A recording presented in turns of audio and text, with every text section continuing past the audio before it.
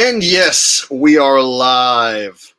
And the Super Bowl is nearly upon us. Who are you? The Super Bowl is nearly upon us. Who is that? Who are you? The Super Bowl. Who am I? I'm Jake. Who are you? That's my watch page. My watch page is looking good. All right.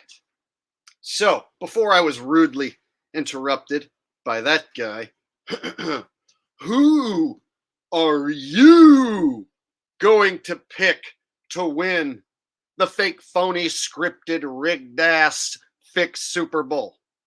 Who are you? Who? I really want to know. Who are you? I really want to know who's going to win the fake and phony Super Bowl. All right.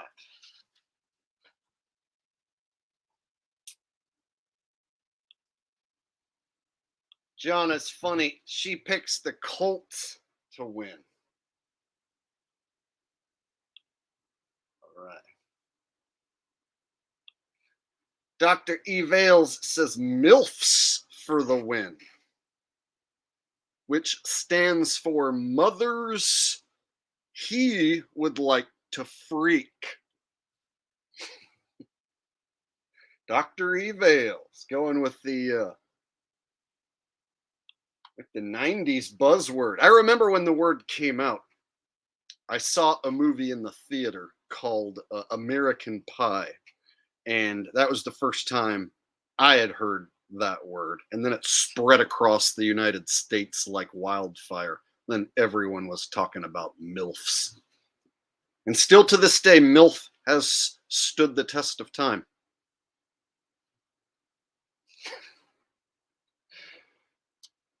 Oh, goalie. So I'm leaning one direction, and I think over the course of this stream, you're going to figure out which way I'm leaning. I'm going to kind of try and make it not so obvious, but it'll eventually get given away. And then over the next few days, if everything continues as it is, I'm going to make it my final pick.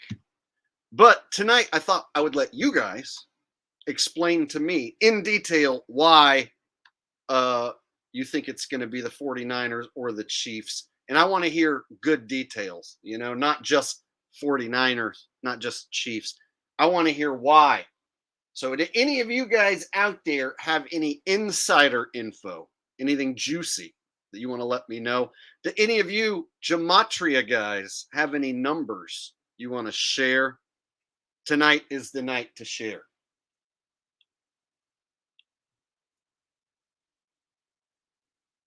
Let me go back and read some comments, see what you guys think. See, like people like Steve are just saying Chiefs. No. That's too easy. Give me your reason for picking the Chiefs. Even if it's as simple as because Taylor Swift is there. Whatever it is, give me your reason. I don't want to hear just Chiefs. Leslie Guy says, I ain't picking no damn team. I just watched the Super Bowl for the commercial. Gotta love it. There's always that person who only watches for the commercials.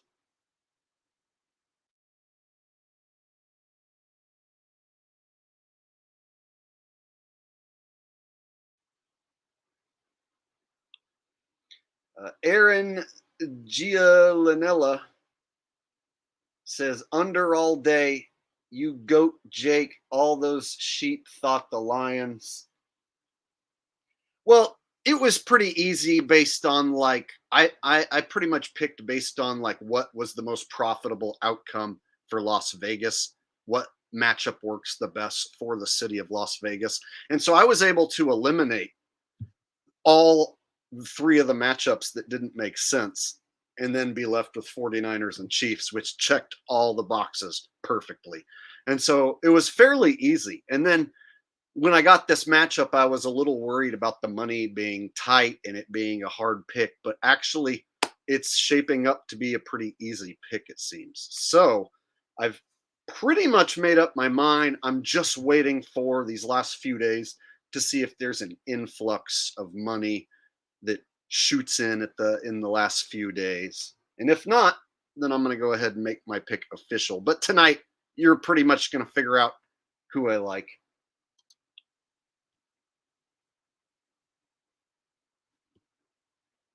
Let's see.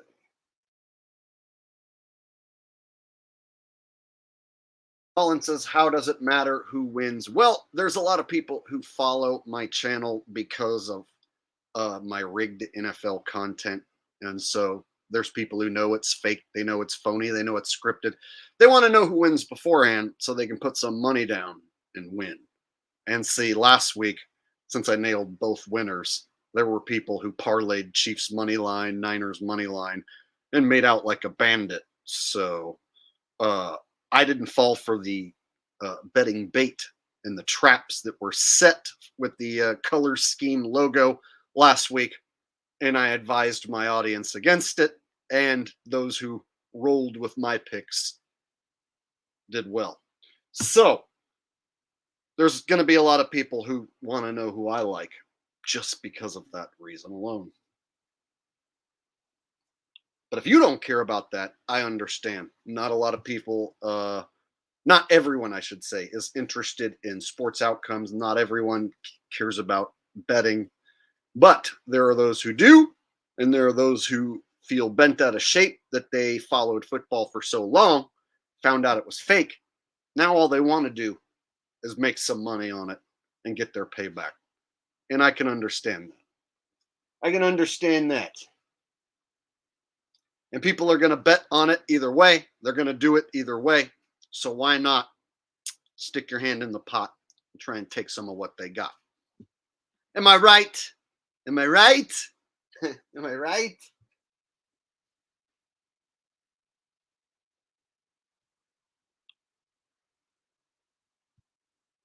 Kelly Christine says, "Where can I bet?" Well, if you live in a state where all the apps are legal, then you can uh, choose any one of the apps. So it kind of depends what state you're in and which app you can use. But basically, even in a state where betting's not legal, you can still use overseas sites and stuff.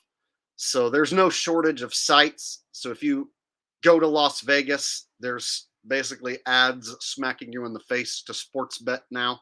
It never used to be that way, but it is that way now. So now, for instance, there's ESPN has a sporting book. Uh, FanDuel is popular, promoted by Pat McAfee, an NFL shill. Um, Caesars has a sports book, and then there's ones that are overseas, like Bovada, Bet US, something like that. So there's tons of sites. There's no shortage. They even give you promotions and stuff to bet. But once you get hooked, then you'll want to keep betting. And so where they get you is you'll win.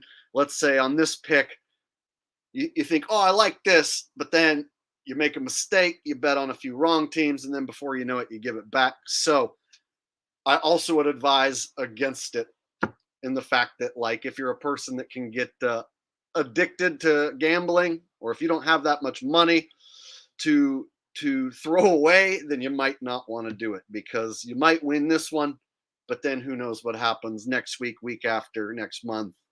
So if you're dying to bet, there's places you can do that, but just be forewarned. Like they have the advantages turned on their side, and so you're always trying to guess what they're gonna do, and so you can never be perfect trying to guess what they're gonna do when they're the ones who have all the control.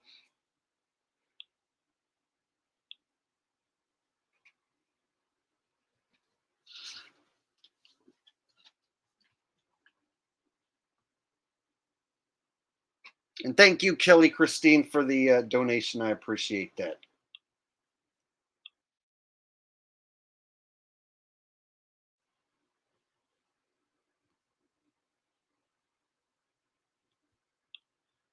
GBT 1978 says, "Hey Jake, I have the Chiefs because Kyle Shanahan always chokes the big game away. At least that's his history in big games. Plus all the TV commercials and Taylor Swift. I believe Chiefs will win." Well, I was looking at Mahomes possibly being MVP because he has the MVB, most valuable bundler commercial. But then I also think, well, wait, that could be bait, right? Maybe that's too easy. MVB, MVP, and then they shoot the confetti out. And then I was watching another commercial where it was like Gronkowski and Marshawn Lynch were like eating Doritos, I think it was, and then it shoots out what looks like Chiefs colors confetti out of the back or whatever when they start eating the chips. And so there's little things I think they're planting, but I also look at that as betting bait, right? So they know now more than ever people are on to them about it being scripted. So you have to look like, okay, are they setting a gigantic trap with all this foreshadowing of the Chiefs winning MVB, MVP? So I always look at it like, okay, are they giving it away or are they trying to get you to think they're giving it away?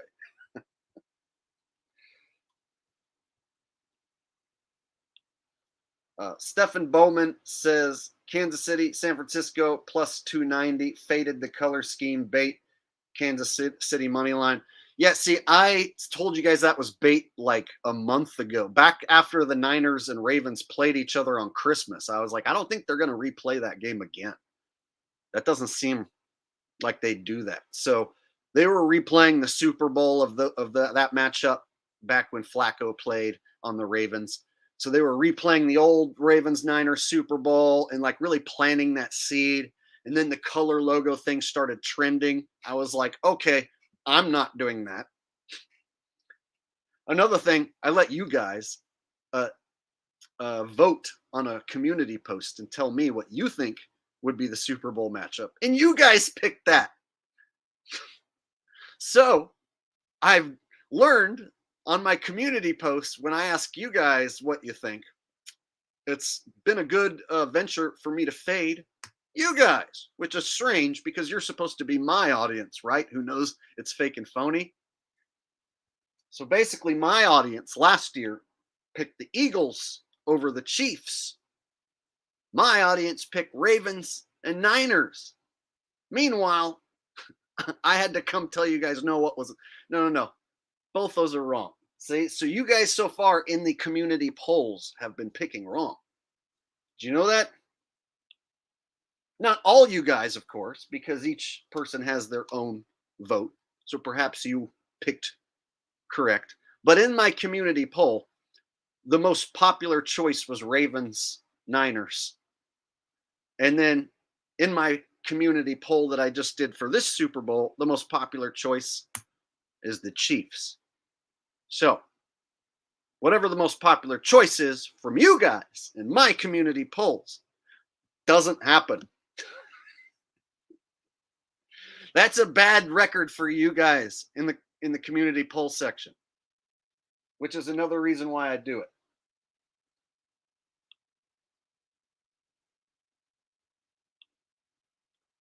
John Urich says, I need to see Taylor W with a pouty face and maybe cry a little. You know, they very well could have something like that planned. It's just to what level of disappointment do they go? Remember the Green Bay game where Green Bay upset them, and I called that one out, and she flew to the game at the last minute and showed up like just before game time. And I made a video like, Taylor Swift is at the game. She just showed up. The Chiefs have never lost. I'm going to predict that this is the first time Chiefs lose while Taylor Swift is there. And the Chiefs lost in Green Bay, right? And I nailed that upset. It was one of my best upset picks of the season.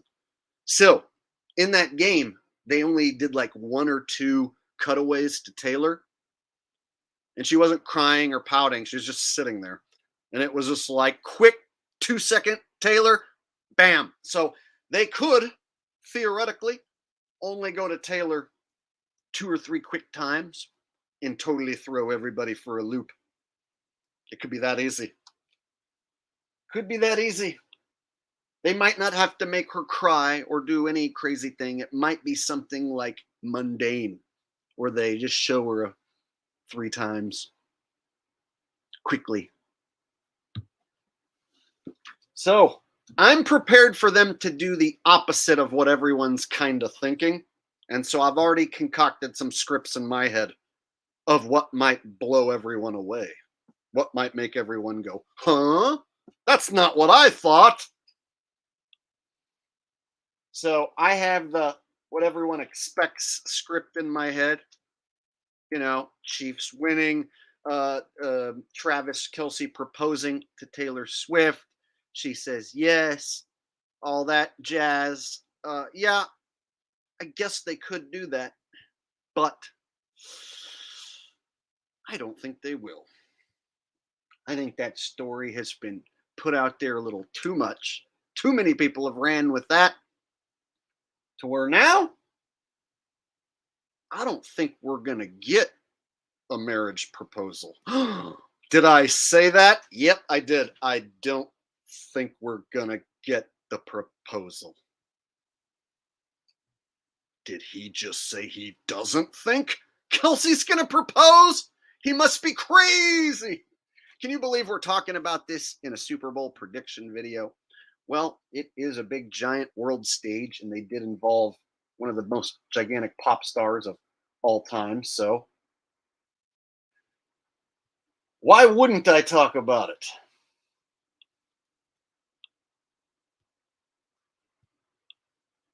Kelly Christine said, someone bet 49ers for me since I'm in New York. No bait. You want people to bet 49ers for you? How's that going to work? Okay, I'll bet them for you. I'll take that $2.22 and I'll put it on them right now.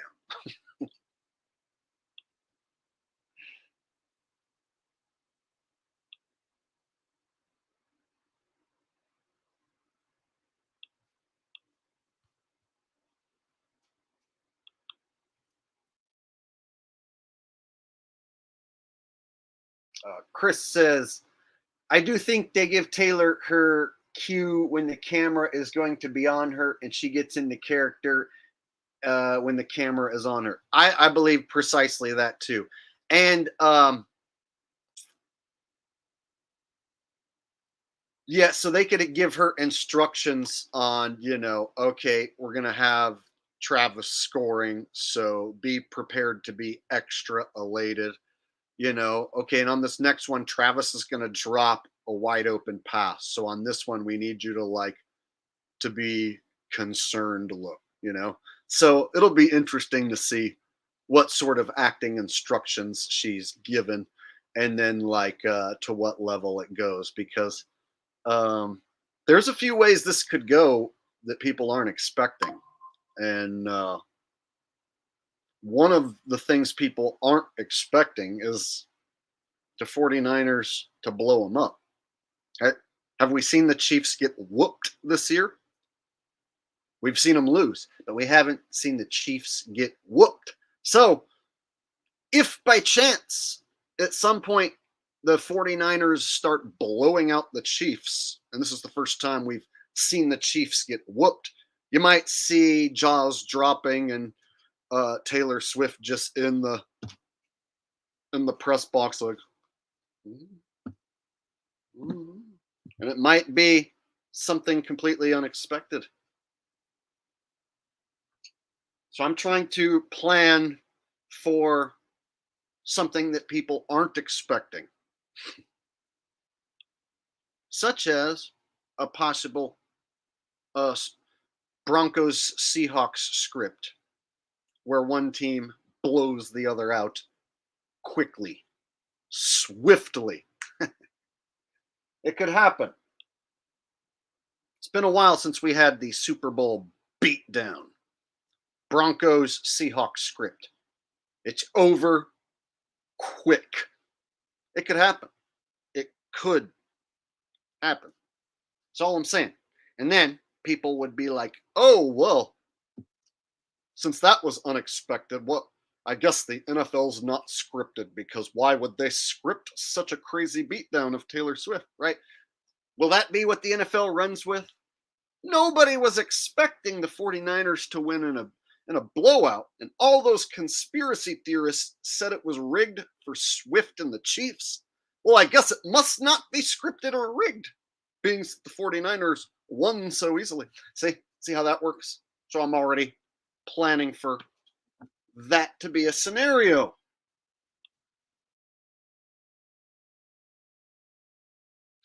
Stephen Bowman says, Jake, last time Patty lost in the Super Bowl, it was a blowout. Not completely, because they hung around for like 3 quarters or so. It wasn't like the Broncos Seahawks blowout or the Patriots when they whooped the Rams when Goff played for the Rams and the Patriots just like squished them. So we could get one of those where they take the money off the board fast. They could just be like, we're taking all this Chiefs money right now. Here's your blowout. Enjoy. We're going to say it's totally not scripted afterwards and say nobody would script a blowout. That could be what they roll with. They could have one of those where people are scrambling, cashing out their Chiefs tickets by halftime, trying to hedge out. I'm trying to think whether I want to attack this thing by live betting or getting my money in early. Because if what I said goes down, that means your one chance to get in on the Niners at this price, if it is a blowout, will only come beforehand. So if it is going to be a blowout, then you won't be able to buy in on the Niners once they start blowing out the Chiefs unless you want to pay a hefty price. So I've already thought about how I want to attack betting this thing. And I'm thinking I want to get some money in early. And then I'm going to watch live and see if I can get one of the teams to give away by facial expressions who's going to win or lose, or maybe spot something that gives it away. I'm sure a lot of you guys, when you watch live, you can spot a team's facial expressions. It might give away who eventually is the winner or loser. So I'm thinking if I get some money in early and live bet if I spot something, that might be the way to go. So I'm not looking to bet my wad on the Super Bowl before the kickoff. So I'm thinking I'll get some money in, but wait and see what goes down, at least for a half, and then come in strategically with another live bet if it calls for it. Or hedge my way out if I feel like I made the wrong move. You see what I'm saying? So I'm already planning on how I want to attack this. And I've pretty much decided a medium-sized bet coming in before the game, and then at halftime assessing what has went down, and then possibly making another bet or hedging. It's kind of my plan. Kelly Christine says they could pull a DeMar attack and cancel. Not with the Super Bowl. I doubt they would do that on the Super Bowl.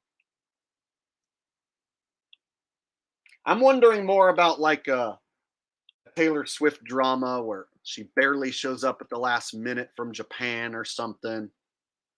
Some people have even been calling out like some major event with Taylor Swift goes down, an attack on Taylor Swift. Taylor Swift's plane goes down on the way to the Super Bowl. So there's already people calling out some major event. Some people are predicting that the lights will go out again, like in this Super Bowl, because it's Las Vegas, Sin City. It's the Raiders' home field, the black hole, that they might do another blackout Super Bowl deal. So there's been a lot of predictions, and with all the eyeballs watching at once, the elites could have something crazy up their sleeve.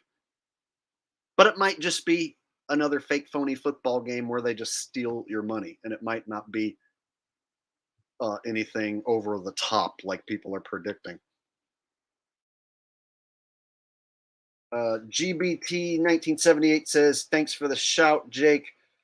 I like your channel. Also, the league needs a new Tom Brady, and I believe Mahomes is the NFL's new Brady. He already is the new Brady, and I was looking into Chiefs repeating here, and then of course, if the Chiefs do repeat, then that opens up the word dynasty. They get to break out the old D word that they haven't used since Brady in the Patriots were winning a back-to-back Super Bowl. That was the last time they were pushing the word dynasty.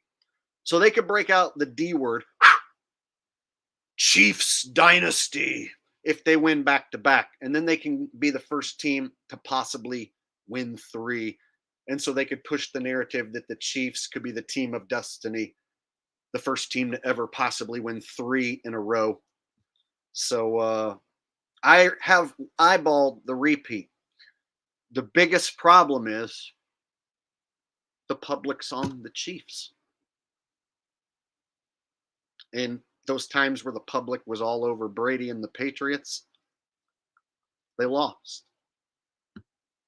So, from what I've found, everybody, mostly when they are picking, they mostly choose Kansas City.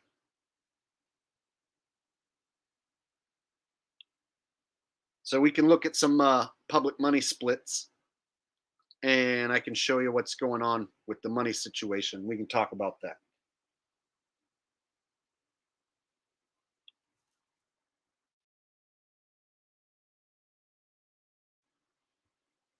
Greg with a donation. Thanks, Greg.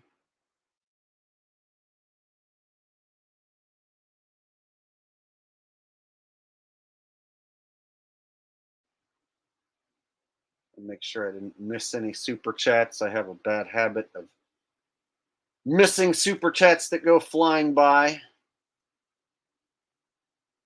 Okay, doesn't look like it.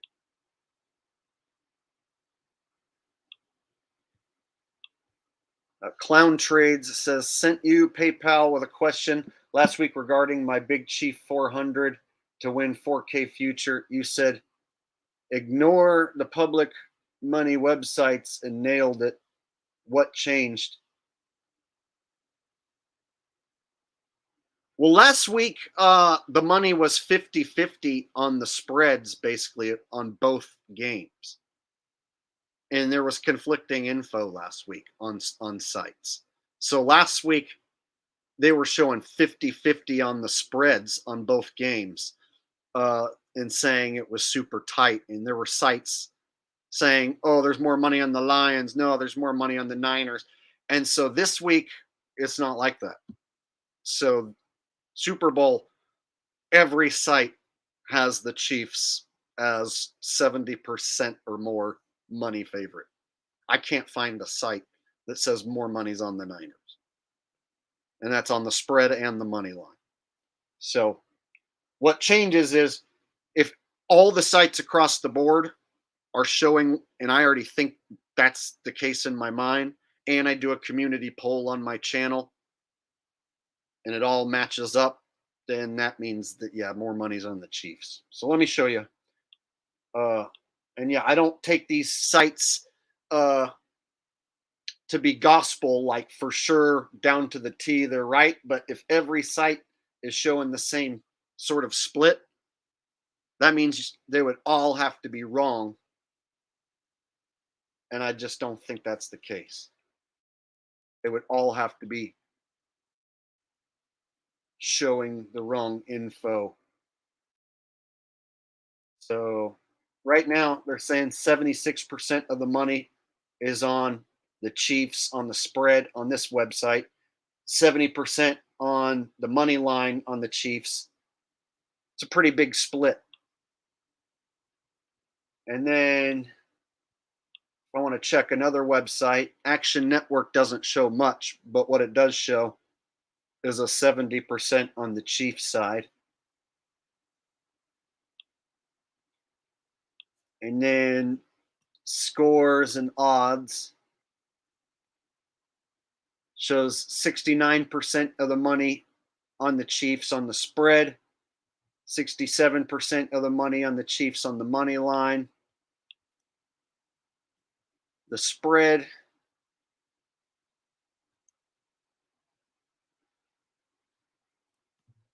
shows 70% Chiefs, 30% Niners. So all those are pretty much all agreeing. Bet MGM. The public side for the Chiefs, as of Monday morning, February 5th, the Chiefs +2 is the public Super Bowl side. So I can blow it up a little more just in case you guys want to see it. So basically across the board, they're showing on all these sites, it's a 70-30 split. And then I checked the CBS Sports app on my phone, and it shows the same thing, a 70-30 split. It's more money starting to trickle in on San Francisco, but still a 70-30 split on the CBS Sports app. So between that and my own community poll, which I'll show you, I'm thinking that sounds probably around accurate, that more money is going to be on the Chiefs.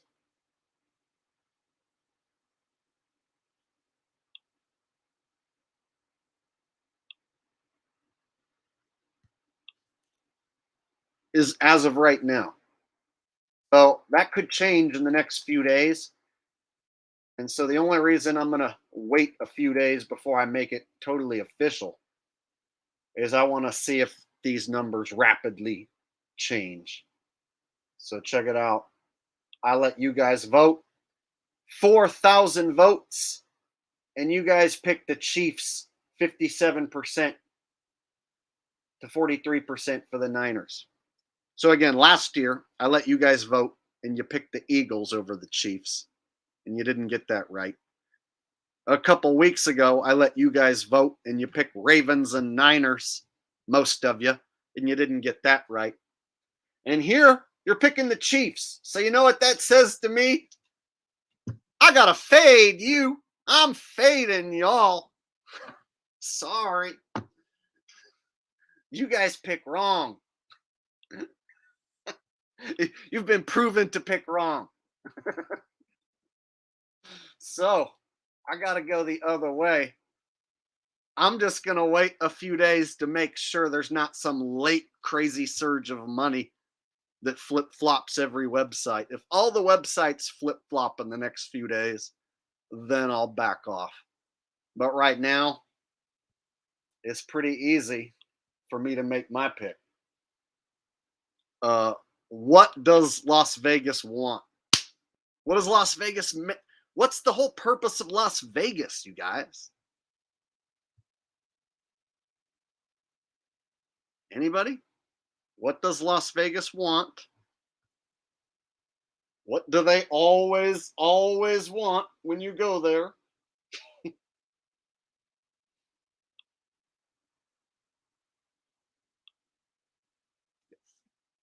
So that's kind of what the city's built on. That's why I picked last week's winners, was based on money. You know, everyone was stacking up money on the Ravens. So I was fading the public money.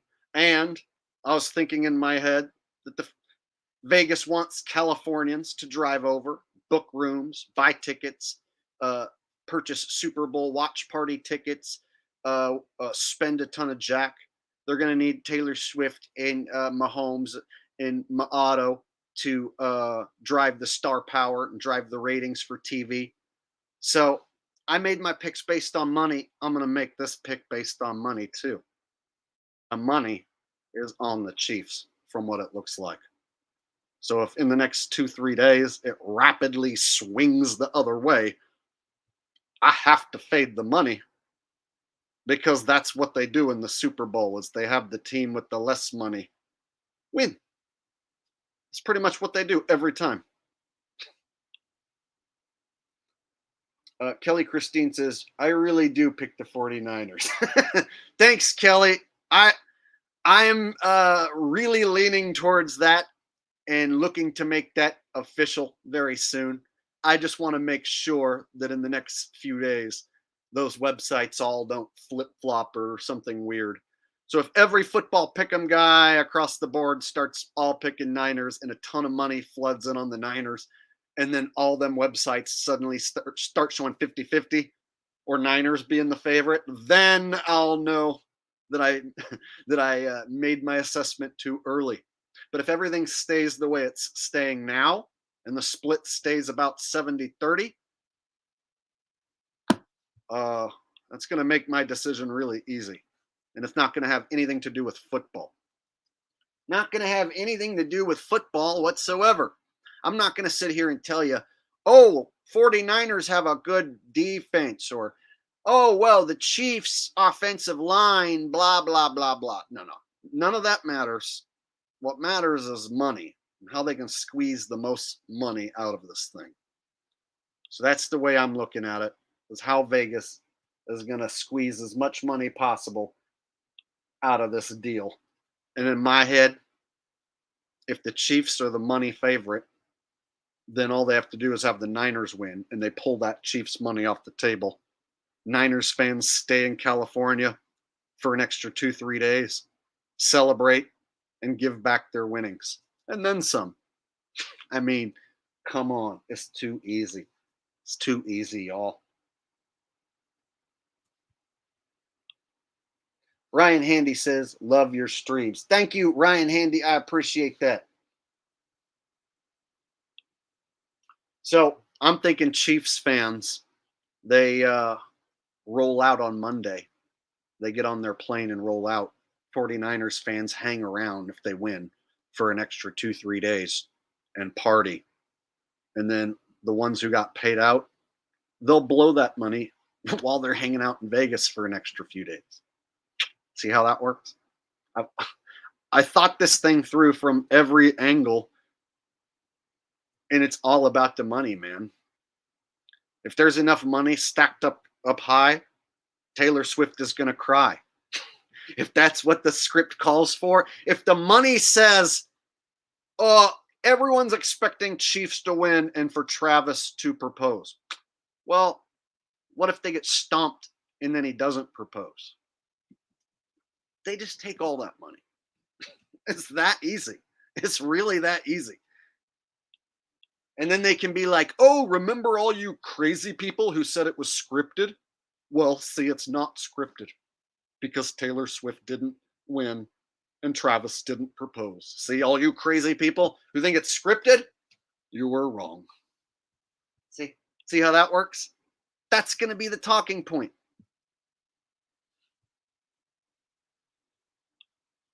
I can see Pat McAfee and all the ESPN cronies saying it right now. Oh, all those people that were saying that the NFL is scripted. They didn't have it in their script that Mr. Irrelevant was going to shock the world. Well, maybe I will have that in my script. Huh? Mr. Irrelevant shocks the world and kills the storyline that it's scripted for Swift? I might have to sign up for that one. I just might.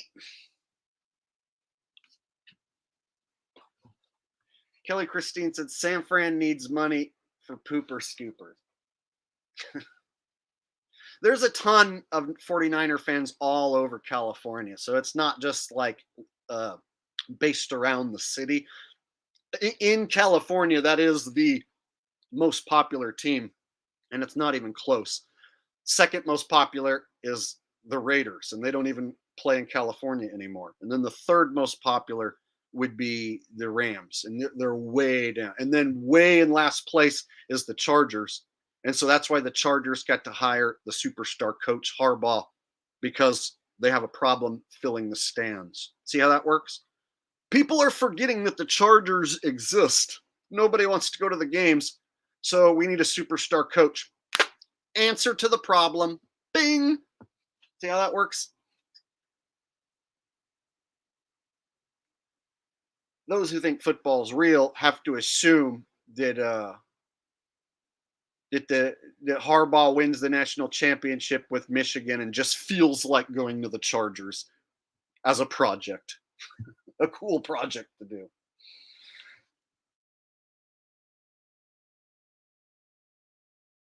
Nigel Miller says it's 49ers all the way. If you think Vegas let y'all win KC plus money, you ain't been keeping up with fake sports. So I'm looking at putting in some money early just in case it's the 49ers blowout. Because if it's a 49ers blowout, then that means if they go up 7-0, they're going to go to like minus 200, whatever. And then people are going to see the Chiefs at like, plus 190, plus 180 if they go down a touchdown. And they're going to be like, ooh, yeah, the Chiefs will probably come back. So I'll bet you they can entice people to bet the Chiefs if the 49ers were to go up. If the 49ers were to go up 2 touchdowns, and then you could get the Chiefs at like plus 400, there's people who are going to be like, yep, I'll take it because it's scripted for Swift. I could see them setting this trap where people think that the Chiefs are going to come back, and then they just don't. It could be that easy. And then that means your only chance to get 49ers at a good price is the one it's at now. If they do that, what I just said, they could have the Niners start out by scoring, and then you never get to buy in on the Niners at a good price. It'll just keep getting a bigger minus, So I'm thinking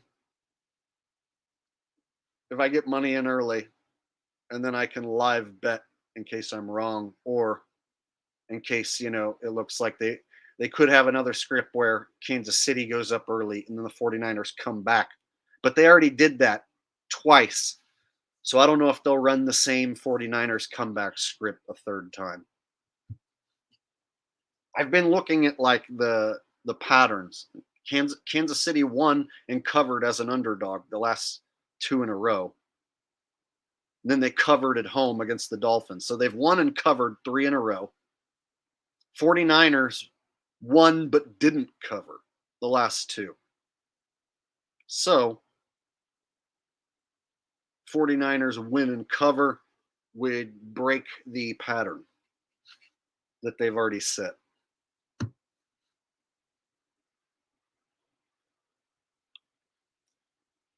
Link away air duct and dryer vent cleaning with a donation says you should go to Vegas and talk to fans outside of the stadium about rigged NFL on the scene reporting. I thought about going. It's just I went to Vegas for New Year's to watch Blue Oyster Cult play, and so I was just there not long ago. So I'd have to drive all the way out there again. It's like a 8-hour drive, and it's going to be slam packed, but that would be some good content for sure. But it's going to be jam cram packed. But if I wanted to do some man on the street stuff, but the NFL fans are brain dead idiots, and so basically it would just be me interviewing brain dead idiots. But that probably would be some good content. I'll consider it. I have a life where I can just at any moment just go to Vegas if I feel like it. So I could do that. Oh, and also, buddy, I missed one of your super chats yesterday. You mentioned the BitChute video where I almost got in a fight with a guy. So one of the reasons that doing man on the street stuff is sketchy is because my big mouth can sometimes get me in an issue where like whole groups of people want to gang up on me. and so yeah, like you saw in that BitChute video, how like, me talking to one guy then turns into like 10 people want to fight me at once. And so me telling fans that it's fake could go badly real quick. You know what I'm saying? And then if the cops were to show up, all of them would point at me as the crazy guy starting shit, right? So that would be the only thing I would really have to watch out for.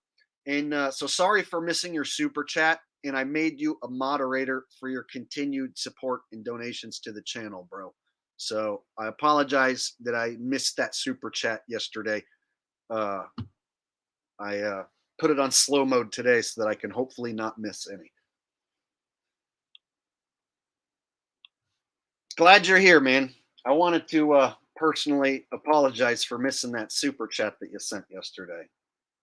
Whenever I go back and watch replays and I see that, one of my longtime subs is like sending money and I miss it, I always am like, oh, how did I let that go by? You know what it is? It's because I talk too damn much. That's why.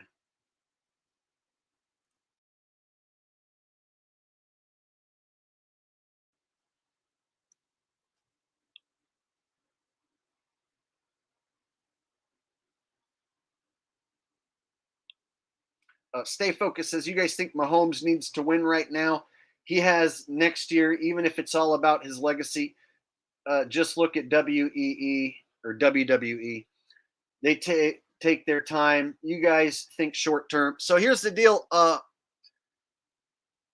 I was liking the Chiefs to repeat if the money situation wasn't what it is.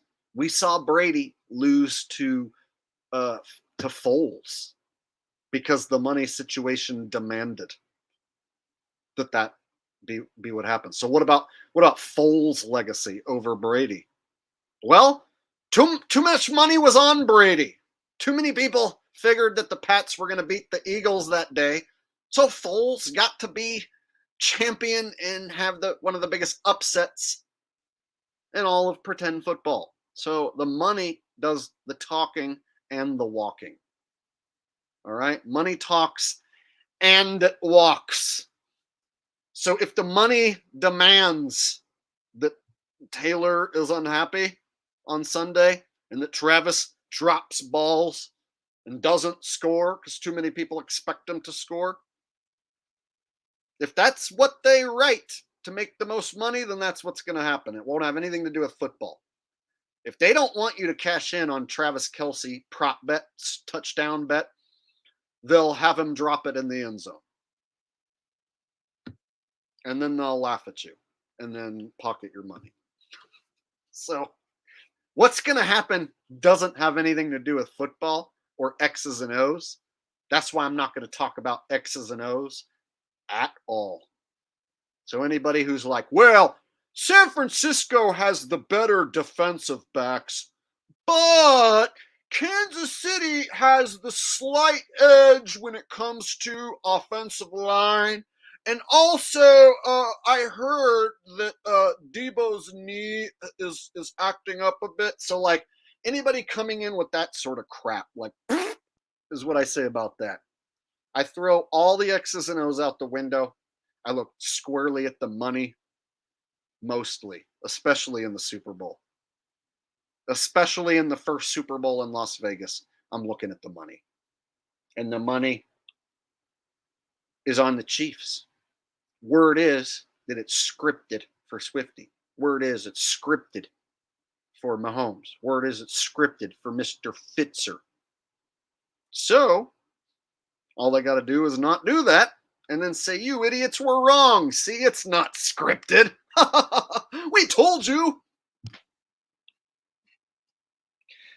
Lit air duct and dryer vent cleaning with another donation says, appreciate you adding me as a mod, #1 content creator. Yeah, man, if you come back enough times and show support and donate, then that'll get you mod status. And I felt extra bad that I missed your super chat, so it was my way of showing my appreciation towards you.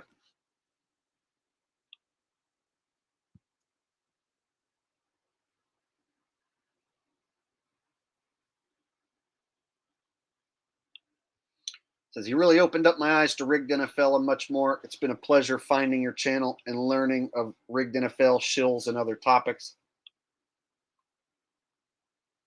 Check it out. Remember on my last breakdown video with Lions and Niners? You guys are going to like this. I pointed out how the players look like they're wearing flags now. And so when I pointed that out, there's fanboys in the comment section that were like, those are towels. This bro's literally never seen a towel before. Like, oh, these are towels? Is that what these are? telling me this is a towel, right? Look at this. A long, thin strip that looks like a strap or a belt. And you know what they say? You know what they say? Towels. Towels. Yo, I'm a 40-year-old man. I've owned some towels in my life. How about you? Have any of you guys ever owned a towel? Do you know what a towel looks like? I do. I'm not stupid.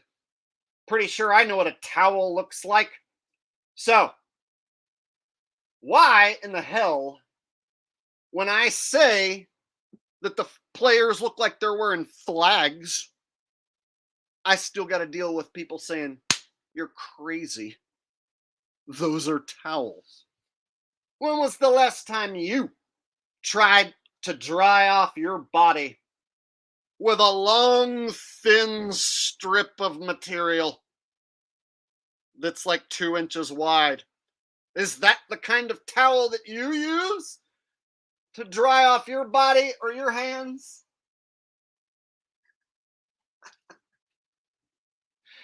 Furthermore, the players are wearing gloves. And I would argue, like that pic right there inside the Raiders stadium in an indoor stadium.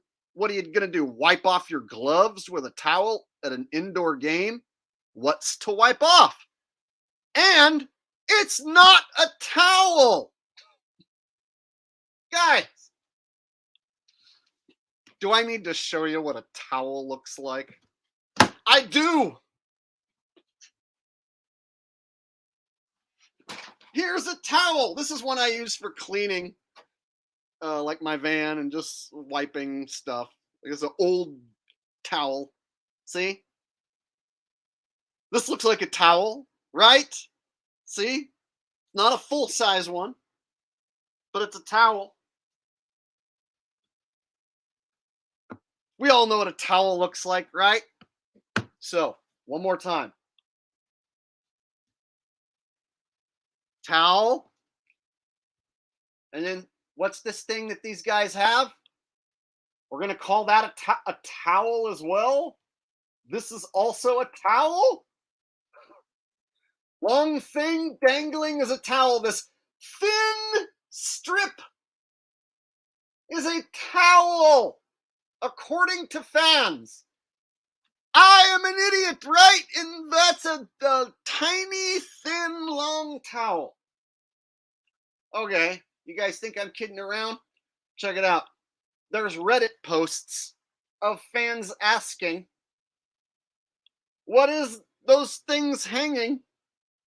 So there's people who are smart enough to ask the question.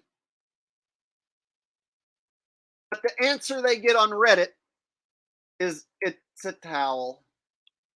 That's a towel. That's it. It's a towel. See? It's a towel. Why do some players have a strap hanging way out of the backs of their jerseys? Gotta love Reddit, right? Somebody's smart enough to ask a question. And then there's always people to give you the wrong answer. It's a towel. Case closed, right? Come on! How can people be that much in denial? Cognitive dissonance much? I say, hey, what are those things that look like flags? What do you mean? Those are towels. No, they're not. Doesn't look like a towel. Yes, it does. See what I'm saying? You can't have this argument with me and get away with it. No. I'm gonna force the issue, damn it. This is a towel. Have you ever bought a long strip of material and tried to dry off with it at the beach? Have you ever taken a long, thin strip about the size of like a belt? Maybe I have one. Maybe I've got one somewhere. Yeah. All right. Does this look like a towel? If this was hanging out of my shirt, would you guys say, hey, look, that's a towel? Because this is basically what looks like is hanging out, except it's not a belt, it's a flag. But it's about the same width as this belt, right? So when you see this hanging out, looks about like what is hanging out of the players. You know what? It's a towel. Oh, I got it. I guess I'm just stupid. And I didn't know what a towel looked like all my life. I thought this was a towel. Guess I'm wrong.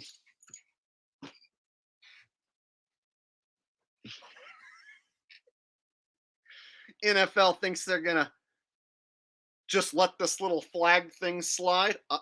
Next year, NFL, I'm going to point the flags out every week. I'm going to point every one of them out, and I'm going to force the fact that it's not a flag, or that it's not a towel. I'm going to force the fact that it's not a towel and that you are wearing flag. I'm going to force the issue.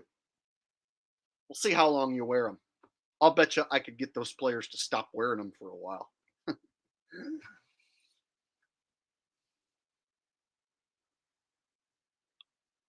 No, it's not their belts. It breaks away.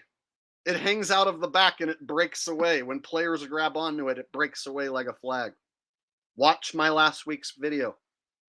A player went and used it to try and make a tackle, and it snaps away.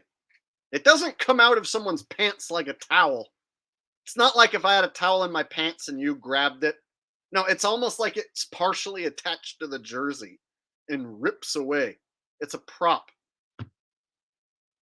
So obviously, they're not playing competitive football. If you can wear this big long strip that's 6 feet long out of your pants, all right?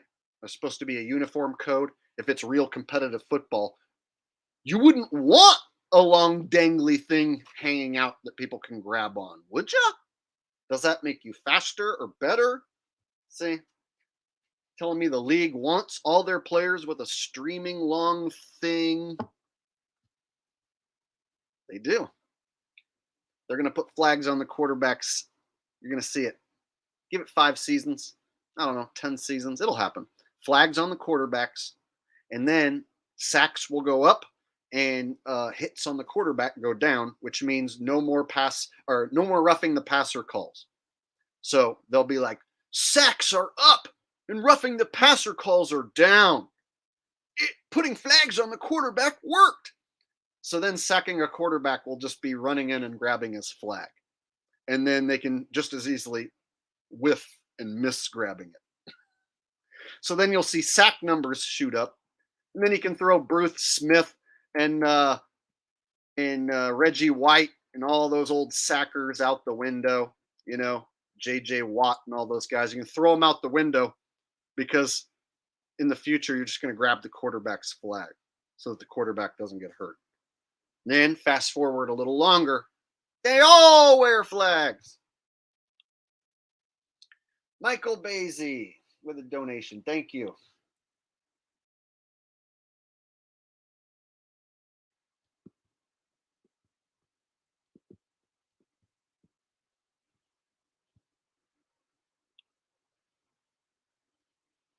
Yeah.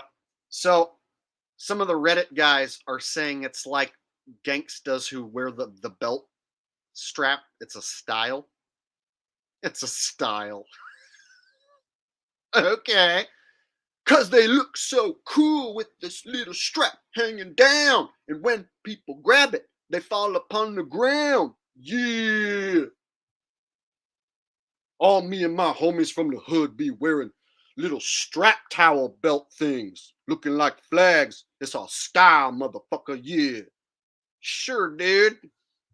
Sure.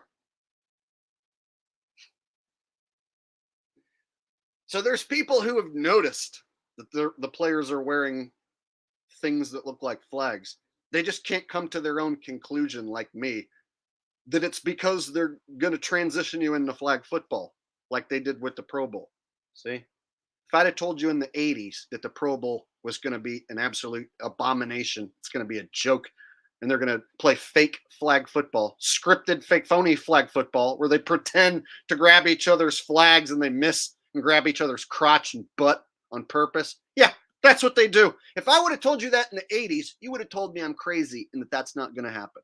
And the NFL players wouldn't do that. See? So if I tell you that they're going to put flags on the quarterbacks, you can say, dude, they're not going to do that. People won't watch that. We'll see. We'll see. Flags on the quarterbacks is coming. They're just getting you ready for it.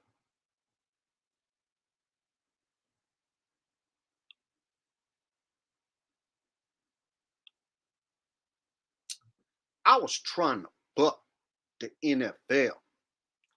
They wasn't trying to mess with me. I was going to start my own flag football league. But they wasn't having it. I was like, well, fuck you. And they was like, what? And I was like, that's right, bitch. Didn't even have to use my AK. Gotta say it was a good day. There you go.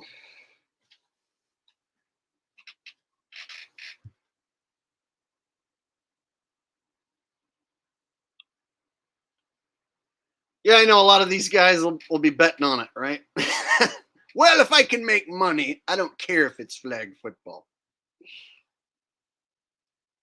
So their big deal when they put the flags on the quarterbacks is going to be, oh, sack numbers are up and roughing the passer calls are down.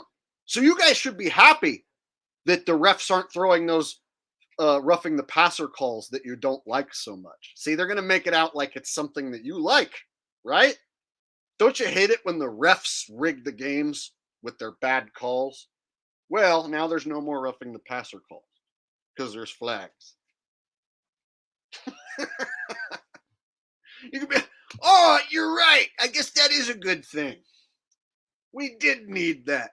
And see, the quarterbacks don't get hurt anymore. So now your star quarterback like Aaron Rodgers, you don't have to worry about him getting fake injured, because now it's flag football. Aaron Rodgers will probably be out by the time they usher in the flag football, but you get what I mean. So they can use him as an example. Remember when Aaron Rodgers went down on the first game of the year? See, if they'd have been playing flag football, the Jets maybe would have won that year. See?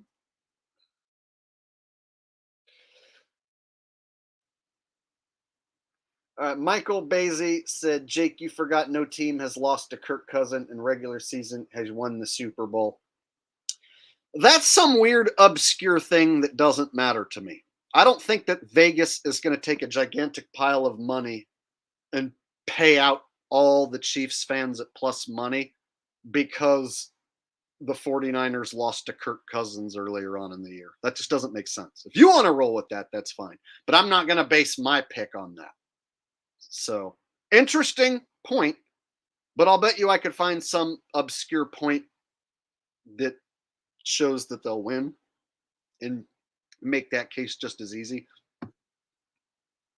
So yeah, when it comes to like obscure points, gematria, what have you, I pretty much throw it out the window right with like this team's got a better defense or this team's a better team. Like if someone tells me I think the Chiefs because they're a better team, or I think the 49ers because they're a better team, I just laugh. Like being a better team, like that doesn't even make sense. People still say that. Well, the reason that the 49ers did win is because they're a better team. It's like you've never seen any of these teams play real football. Check this out. None of you guys have ever seen real pro football. You've only seen fake pro football. So you don't know how good anyone is. If you saw some guy playing college, well, that's fake and phony too at the D1 level. So you don't know how good they are unless you watched a guy play in high school. So if you watched a guy play in high school, you know he was good in high school. But then for the last 10 years, all you've done is seen him play fake phony football. You don't know how good or bad he really even is anymore. We have no idea what would happen in a real football game with any of these guys. because all we've ever watched is fake, phony football. See? So I would say there's no such thing as a good team. There's no such thing as a bad team. It's just whatever they script to happen. So was Carolina Panthers scripted to be terrible? Yes.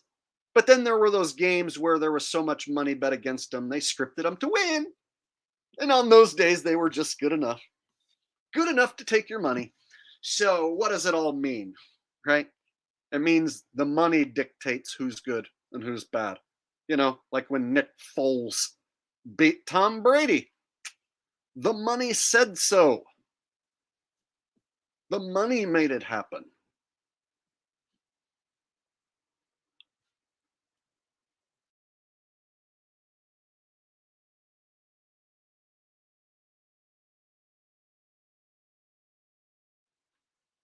How come Nick Foles didn't have an awesome career? He was only good on that stretch. How come the very next year he sucked?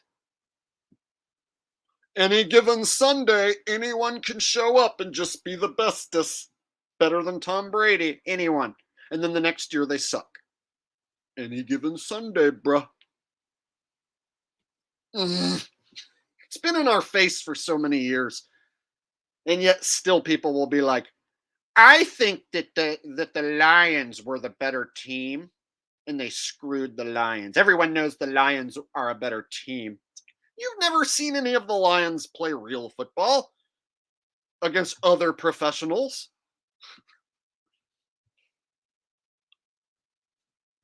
Okay. Mike Basie says Jake. Oh, already read that one. My bad.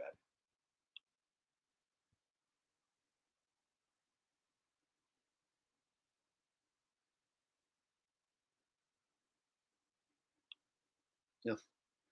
Any given Sunday. Yeah, as long as there's enough money on one side, then any given Sunday they'll steal your money. Yeah. No one's ever said that before, right? Any given Sunday, they'll take your money.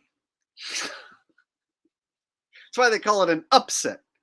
Because it makes people upset when the team that's not supposed to win wins and they take your money. It makes you upset. That's why they call it a big upset.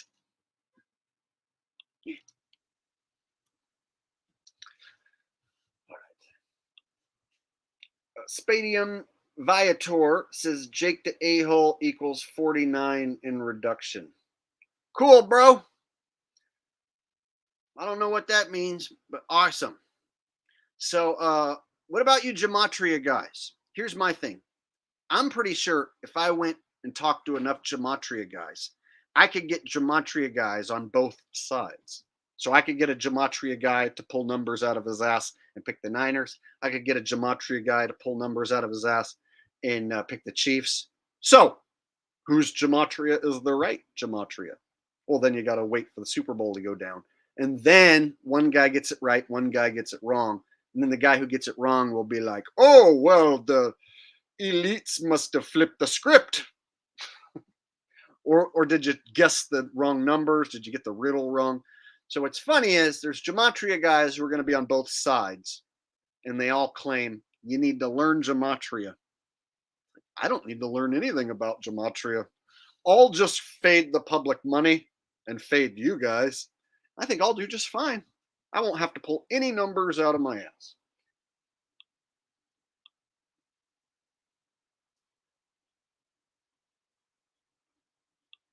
Right? So, for instance, Zach Hubbard will be like, well, the Pope's birthday, 4-9, and the Queen queefed on her 49th birthday, and my sister was once 49, or she's going to turn 49 one day. So, therefore, 49th Street, 49, Sunday, 49, Fun Day, 49. So, therefore, picking the Chiefs. Picking the Chiefs. There you go. There's a Zach Hubbard prediction. And then when he gets it wrong, he tells you all along he had it right. And if you disagree, you're just a hater and a troll. That's gematria, right? Isn't that how gematria works? Jake, man, That's not how gematria works. You need to learn real gematria. Well, go ahead and do it for me right here. Perform gematria and predict everything from now on. Don't you ever get anything wrong, otherwise you're going to have to admit that your riddle was wrong. You pulled the wrong number out.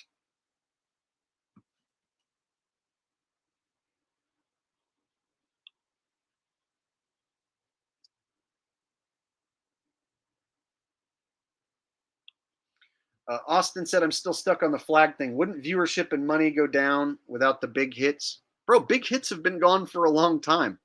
What have you been watching? I see guys diving at people's feet with alligator arms and whiffing on purpose. I don't see big hits. No, man. Early 2000s, there were still big hits. Big hits are long gone, dude. What game are you watching? No, they're going to put flags on the quarterbacks and then say it protects the quarterbacks from getting injured. We're going to see less flags thrown for roughing the passer. And so it's going to make the game smoother and better. And so people are just going to accept it, just like they did when balls bounced off the uprights over and over and over and over again. They just accepted. So they'll modify your football as they see fit, and people will accept it and keep watching it. Remember, they had all the players wearing pink for a while, They've been eroding away at your football and making it more sissy and pansy for a long time.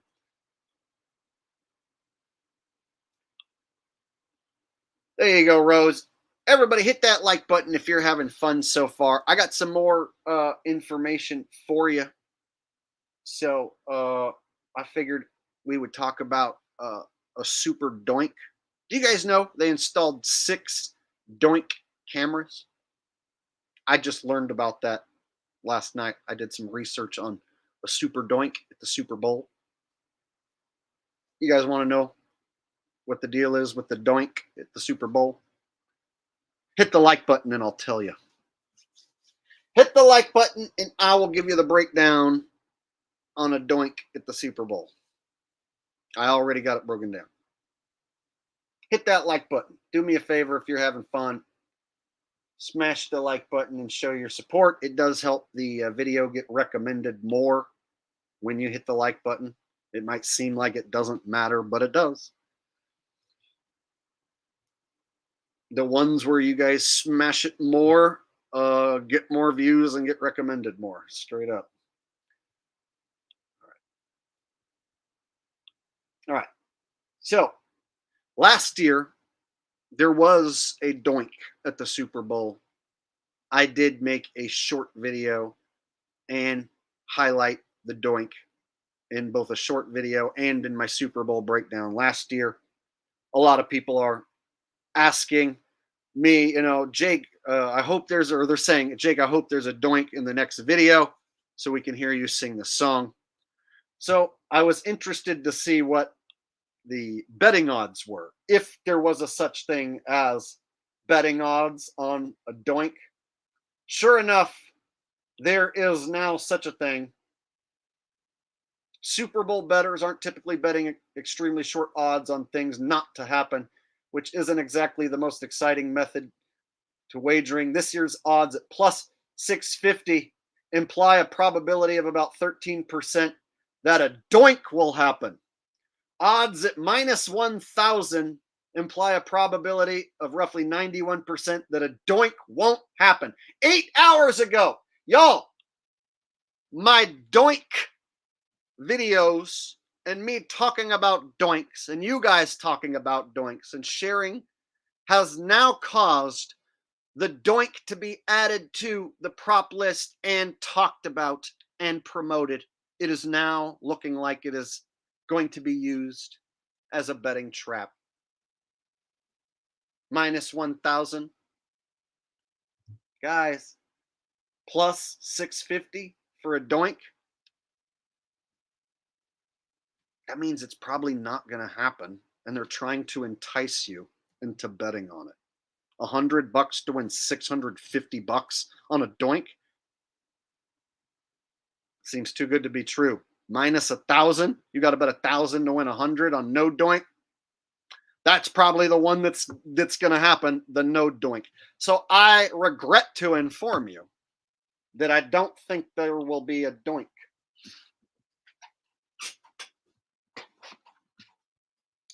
And look at this. It's not just like one little article, man. Like they got the doink covered. Look, Super Bowl 58 game props odds on winning margin for scoring play total TD. Oh, this right here. Super Bowl doink odds. Prop bet for 49ers and Chiefs 6 hours ago.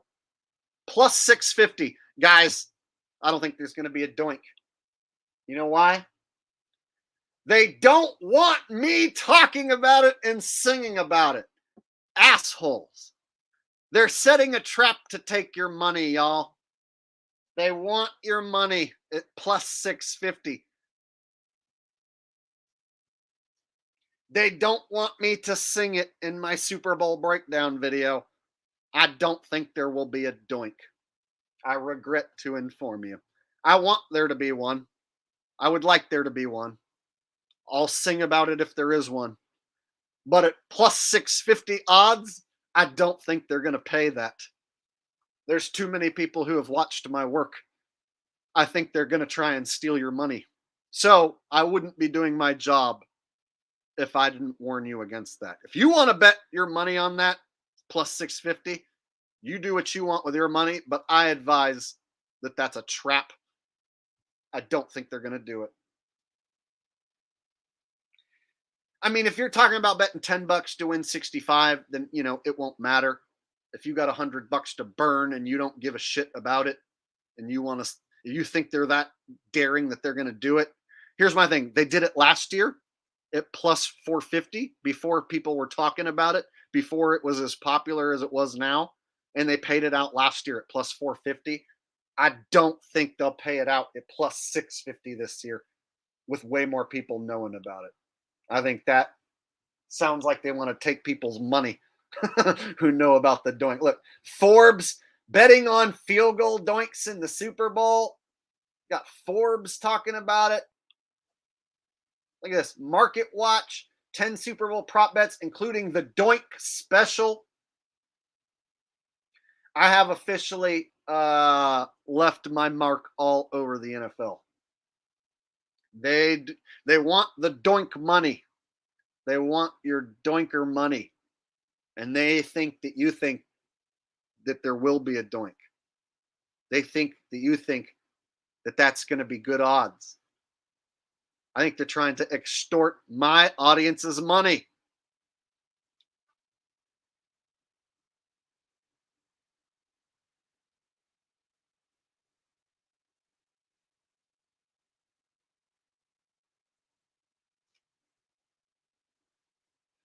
So minus 1,000 that there won't be a doink means they're willing to let you bet $1,000 and only pay you 100 on a no doink.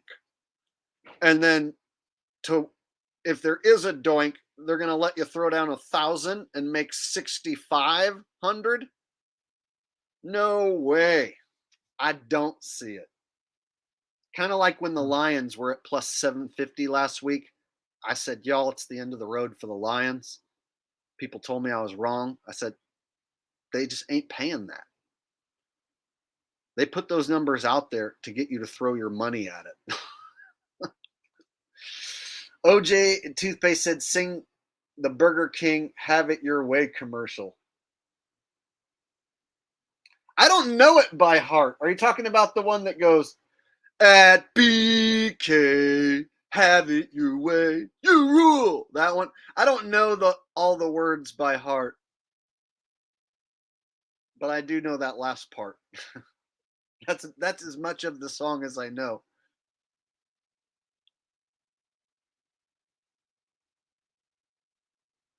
I heard some Seahawks fans on YouTube recreate that song and add Seahawks lyrics to it, and they made it about DK Metcalf. So every time DK Metcalf from the Seahawks would score, they would sing their own Seahawks version of the Burger King commercial. DK, have it your way. He rules. And I was like, man, that is the lamest, most stupid fanboy thing I have ever seen. Turning DK Metcalf into a Burger King commercial parody and singing it every time he scores. How lame can you be?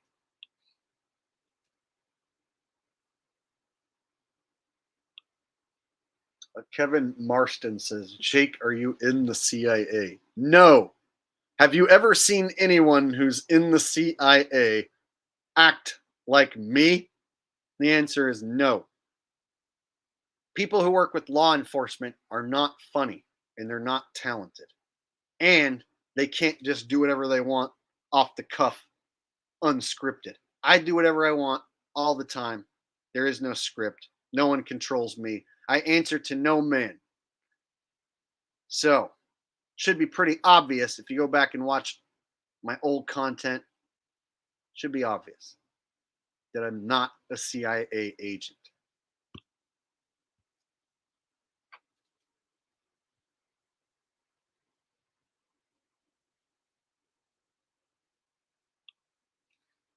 Yeah, really, they're gonna hire a talented, funny white male and let him do whatever he wants. Point to the thing that I'm doing that's hurting anyone, or like how I'm connected to law enforcement. Like, try and figure out how I'm a CIA agent. Like, how do I work for them? What do I do? What's the whole purpose? Seems to me I've called out more winners than losers, told everyone that football's fake, exposed it more so than anyone who's ever lived. So more more likely they're watching me than I am one of them.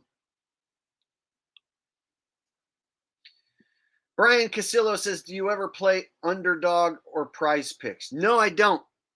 So I live in California and I don't bet a lot or often, but like on the NFL games, on my own picks, I'll bet sometimes on the ones I like the best. And so I have a Bovada account because in California, you can't use any of the cool websites.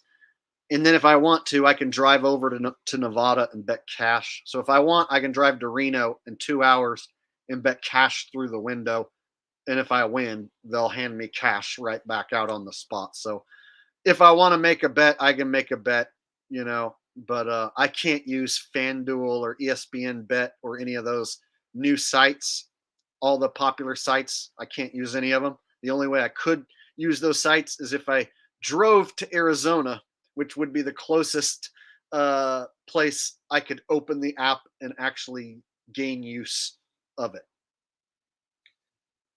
So if I ever wanted to use FanDuel or ESPN Bet, I would have to drive like 10 hours to Arizona in order for the app to even start working.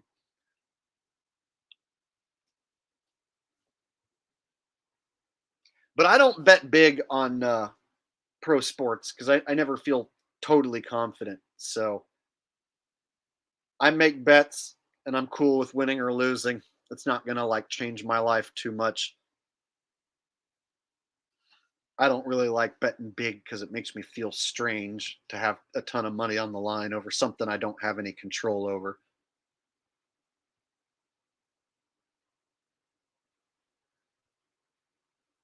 But just showing you that this channel was the one that popularized the Doink, Return of the Doink, and now it's a Super Bowl prop bet. And again, I wouldn't touch it. I wouldn't do it.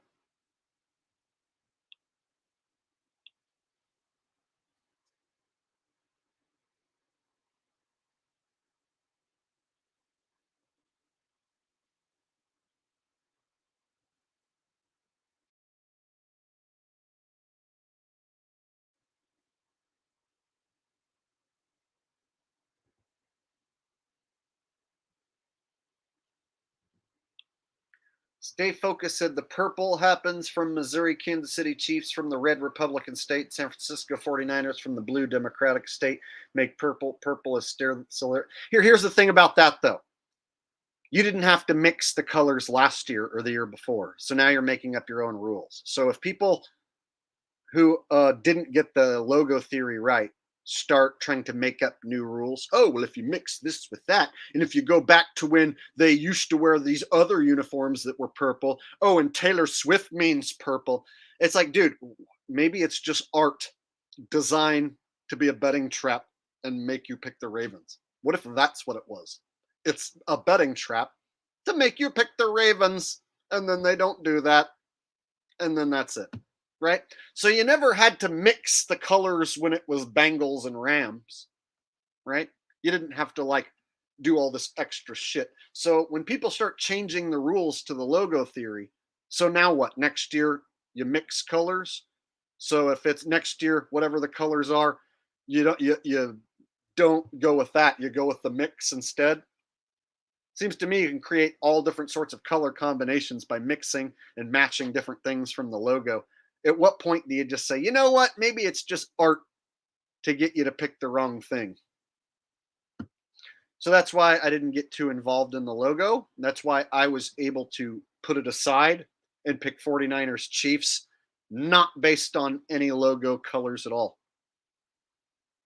I just thought about the money and the matchup and the star power and what Vegas would want, and I picked the winners. So I would say to all of you guys, don't look at the colors next year and start trying to plug teams in.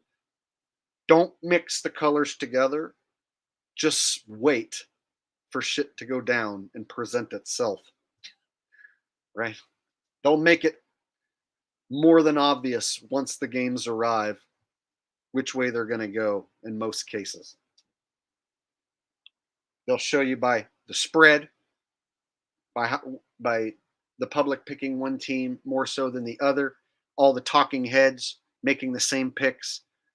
Will give it away more so than trying to look at some color and then think, well, if you mix that color and you mix this color, see? So once you mix colors, now you're changing the rules of how it works. So then you can just make up your own rules. So what does that mean? It's bullshit. See?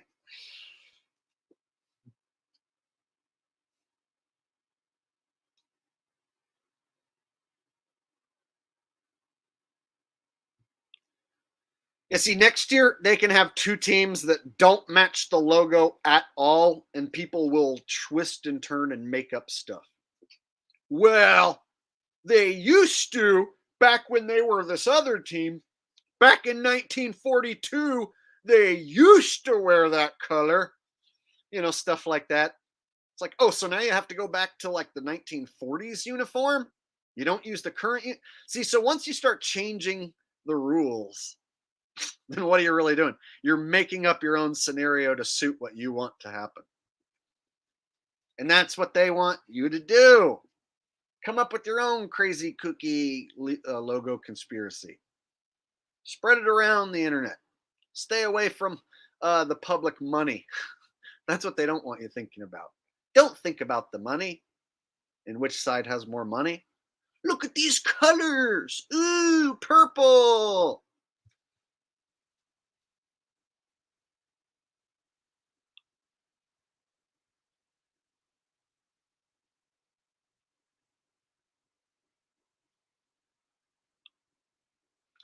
Stevie Jr. versus Illuminati says, do you ever hate Zachary K. Hubbard? Do I ever hate him? I always hate him.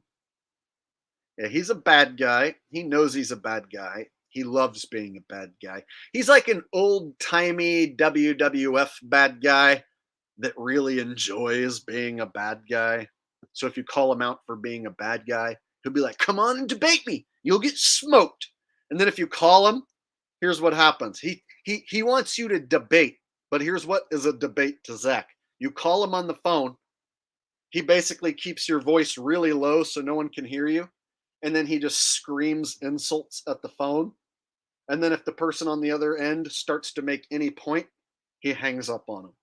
That's it. That's what Zach calls a debate.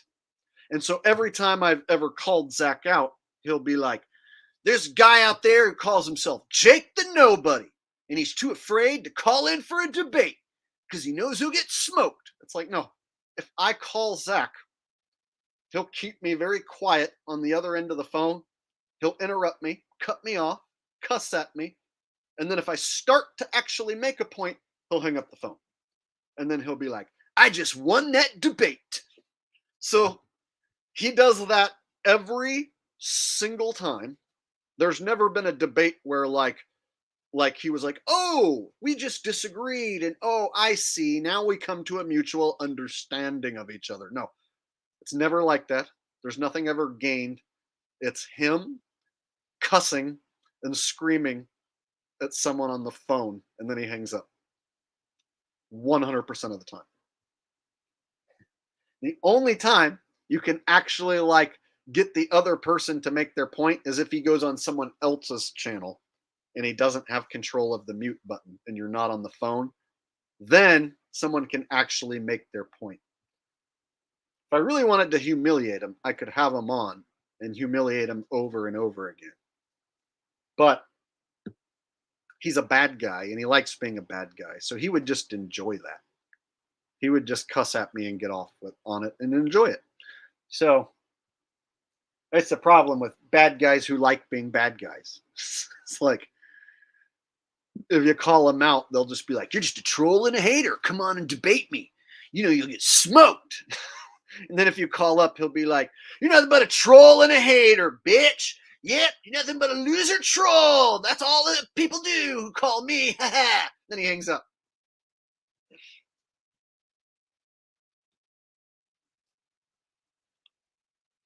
Oh, then there's wannabe Zach. What's up, guys? This is John with National Sports Entertainment, and I wanted to talk about the games. Jake steals all my picks. He stole my picks, so therefore I'm going to change my 49er pick to the Lions. I'm picking the Lions. Jake stole my picks. How'd that one work out, John? Yeah, John's a Trump supporter. Good old John loves Trump. Actually buys MAGA merchandise and wears it. He says that DeMar died on the field from the VAXX. He died. What a story.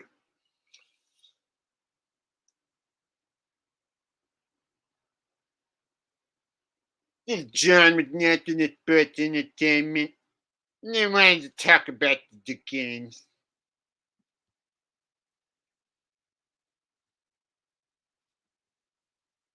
Rocky. Hey, bro. I missed your super chat last night or 2 nights ago. I went back and watched the replay and I missed one of your super chats. So I hooked you up with mod status.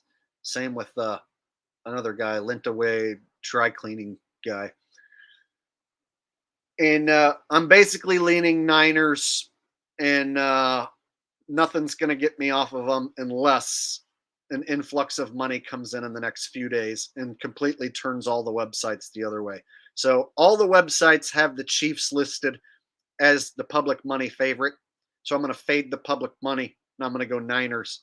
The only thing that could possibly make me change my mind is if in the next few days all the websites flip flop. That would be the only thing that would make me uneasy about my decision. So I'll make it official in like the next couple days, by Thursday, Friday for sure. But right now I'm like 90% Niners to win and cover.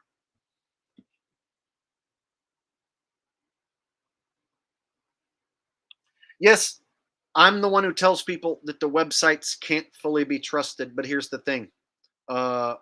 I've done my own poll on my own page, and people pick the Chiefs. All the websites, all of them, say that the Chiefs have 70% or more of the money on the spread and the money line. So all the websites would have to all be lying together, and my community poll would have to be wrong for the first time. Whoever you guys pick in the community poll is wrong.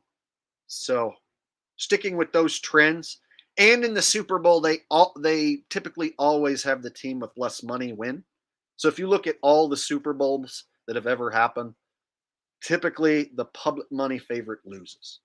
I think there's been 2 public money favorite winners ever. So what does that tell you? They don't like to pay the public.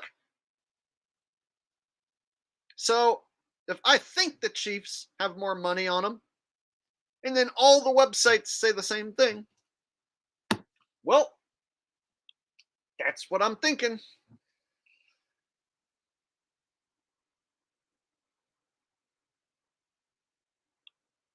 Right now, I'm 90% picking the Niners. I can't tell you for sure who's going to win, but I'm going to finalize my decision in a few more days.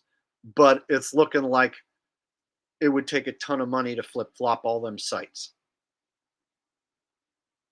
So I don't think it's going to happen. So as long as the money stays where it's at, with 70% or so being on the Chiefs, I'm going to fade that and go Niners. I'm going to fade the Swift hype. I think the story will be that Mr. Irrelevant uh, upsets the those who think that it's scripted. See?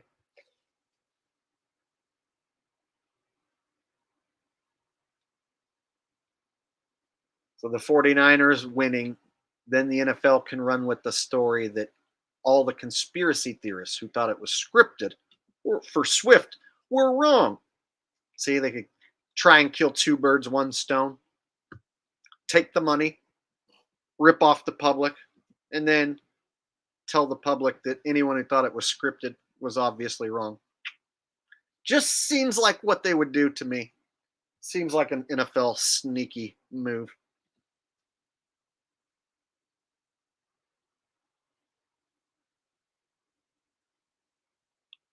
The one script that we haven't seen is the Chiefs getting whooped.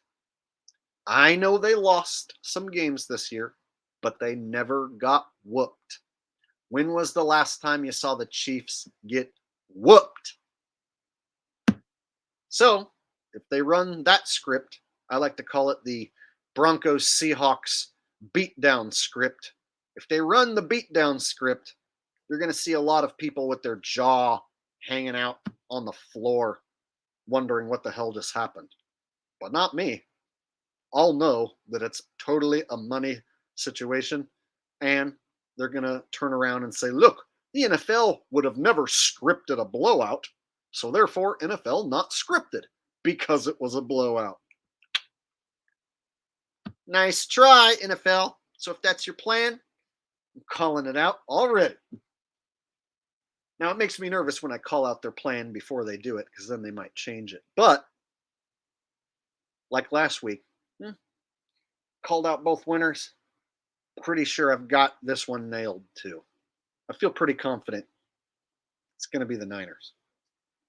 You pay out the lesser side, you pay out the Niner betters.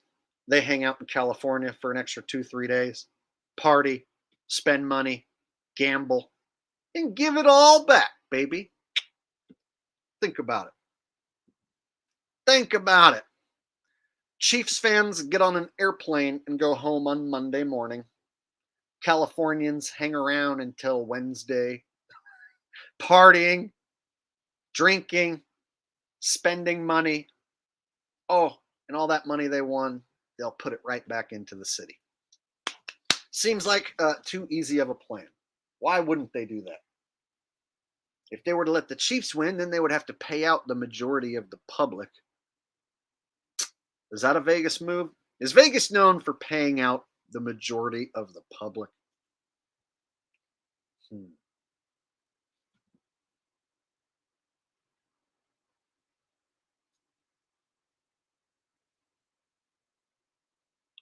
And I'm hearing there's betting odds and lots of people talking about whether there'll be a marriage proposal at the Super Bowl. So we were talking about it, and then it became a popular opinion to where even normies are talking about it, websites talking about it, and they've even asked Travis about it and confronted him with it. So now I'm thinking it doesn't happen. No proposal.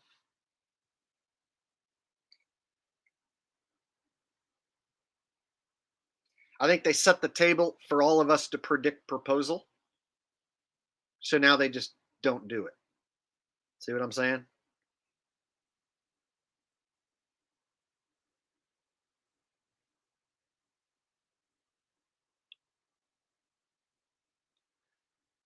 Yeah, they made the 49ers look weaker in comparison. They just had them barely slip by and win, but not cover.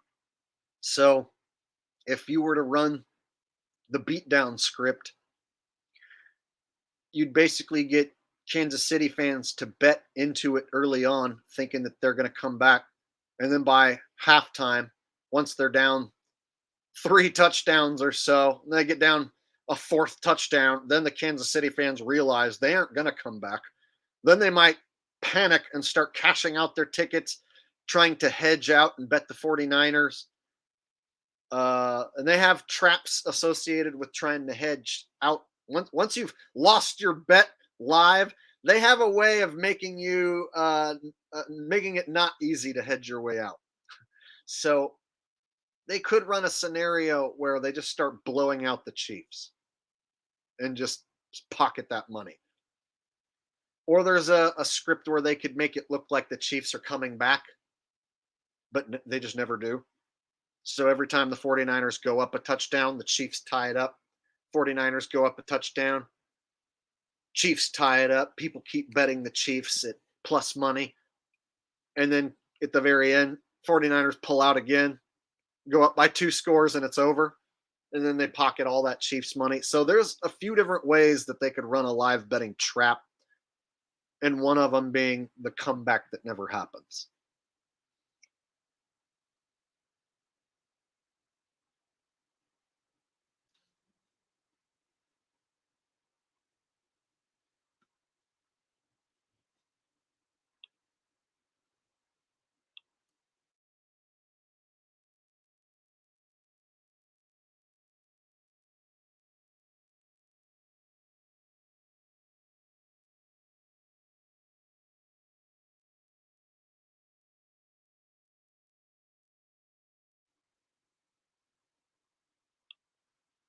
Raven in the Desert says, I'll never forget the Wisconsin versus UNLV game here in Vegas. So much money on Wisconsin, and they were covering. There was a power outage at the stadium, couldn't finish the game, only refunds given on bet. Interesting. I did not know that. See, I didn't keep track of every college game this year because I was busy with the NFL. But college games are fixed. If there's a betting line, then the game is fixed. So that goes with all sports. It doesn't matter if it's the UFC, tennis, hockey. If you can bet, if there is a betting line, then it is fixed in one way or the other. And they have players in place ready to take dives, refs in place ready to make certain calls. So even college games that people think, might be legit, no, no, no. Those players are trying to play pretend phony football in the NFL, and they're getting started in college. So yeah, they got those games on lock too, man. That's crazy. I didn't even hear about that.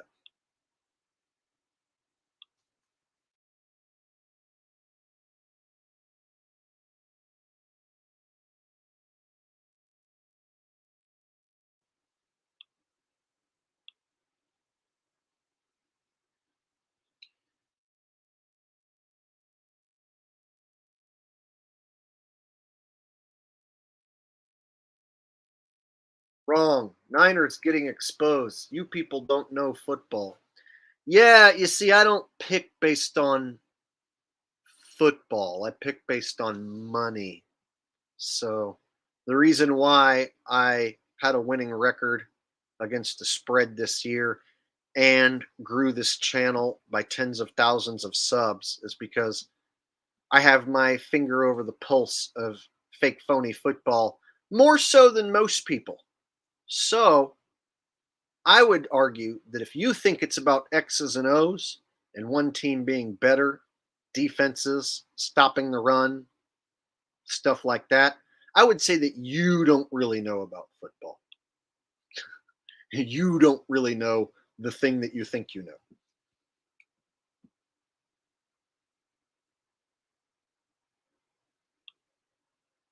Okay, Jake.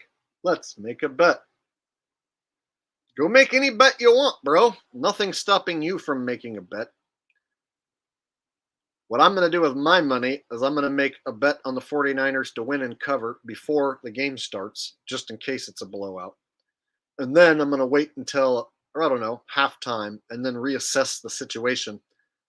Bet more money or possibly hedge if I feel like I've made the wrong decision. But so I have a plan to get money before the game in and during the game, increase my bets if I feel I've made the correct decision.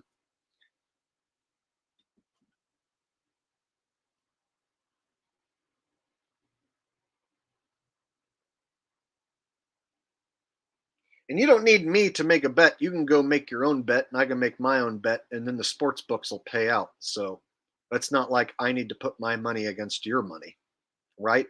We can both use the sports books, and then I don't have to worry about you not paying me. See? See how that works? I don't know if you've ever made a bet before.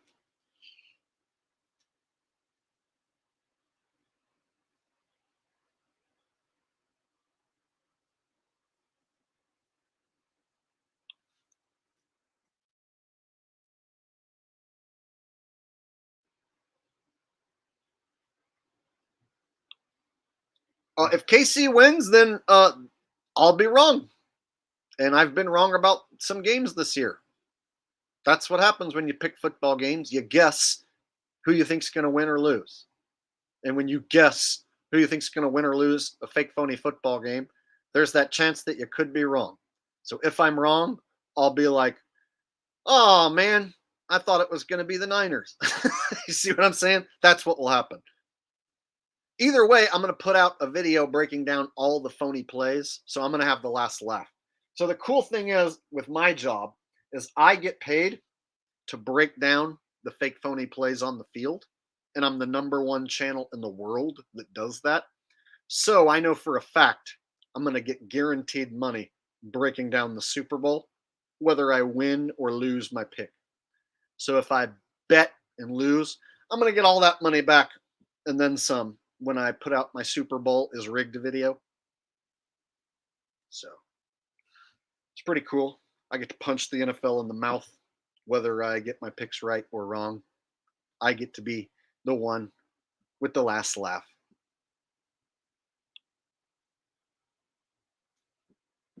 What are you going to do?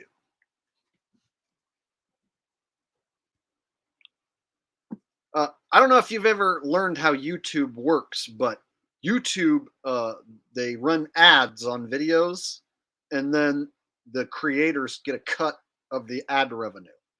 Also, people have been sending me super chats for the last 2 hours, and I get those, most of it. And YouTube takes a little cut for putting it all together and creating this whole thing. So, yeah, I get ad revenue and super chats.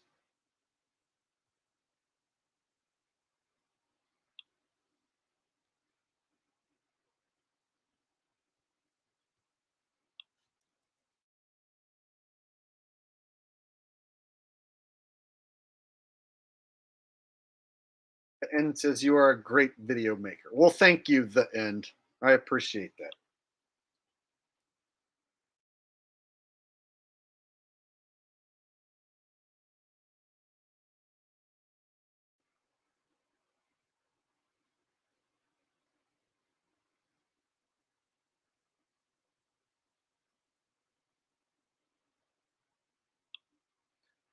Yeah, so YouTube takes a cut of the super chats because they're the one that, put the whole damn thing together. So it's like they run this thing, so they get to take a cut. Same with like the betting companies, they're taking a cut of your bet.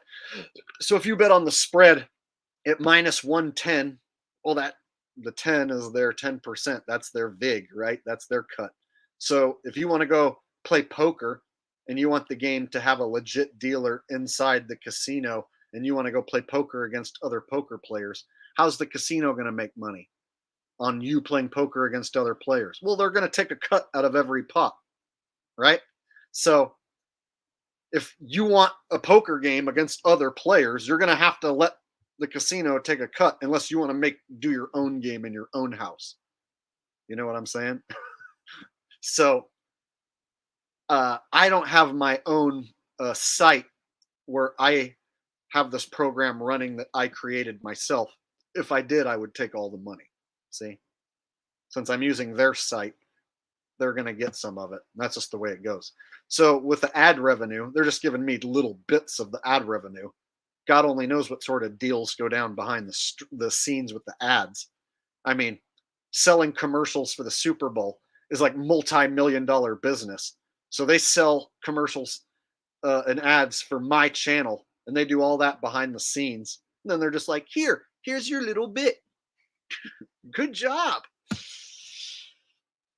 But what can you do? You got to play by their rules unless you invent your own site, which I don't know how to do.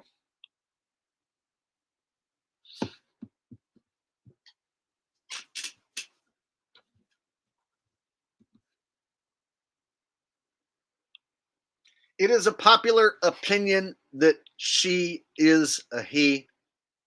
I can't personally go reach down into its pants and figure out, or skirt. I can't reach down into its skirt and figure out who or what it is. So I don't know. Couldn't tell you for sure. But it is a popular opinion here on my channel that she is a he. We'll just leave it at that.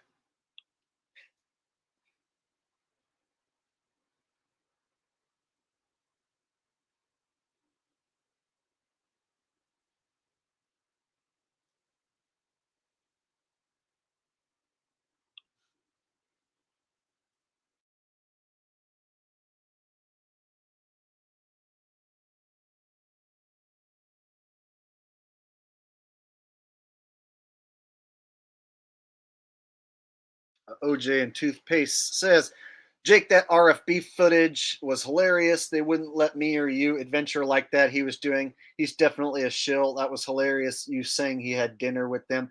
Uh, yeah, Richie from Boston back there at the Texas border, driving around and pointing at the unmarked government vehicles like it's no big deal. Driving back and forth back there. Yeah, dude. Like, wouldn't that sketch you out? Wouldn't you be worried about getting pulled over? I mean, if I get pulled over anytime by the cops, it sketches me out. Even if it's over some minor stupid infraction, they let me go, whatever. It's still, I just don't like dealing with it at all. You know what I mean? So I wouldn't go near the border where they could be setting up some sort of uh, hoax event or whatever, and there's a ton of feds everywhere. As a guy who calls out conspiracies on YouTube, yeah, I wouldn't want to go down there and drive around and have them like pull me over, start questioning me, detain me, what have you. No way. So yeah, to see him doing that, it just shows you he has clearance to be back there, obviously. And the fact that he doesn't have any cares at all about being stopped or detained or this or that, yeah. Further proof he's back there doing his job.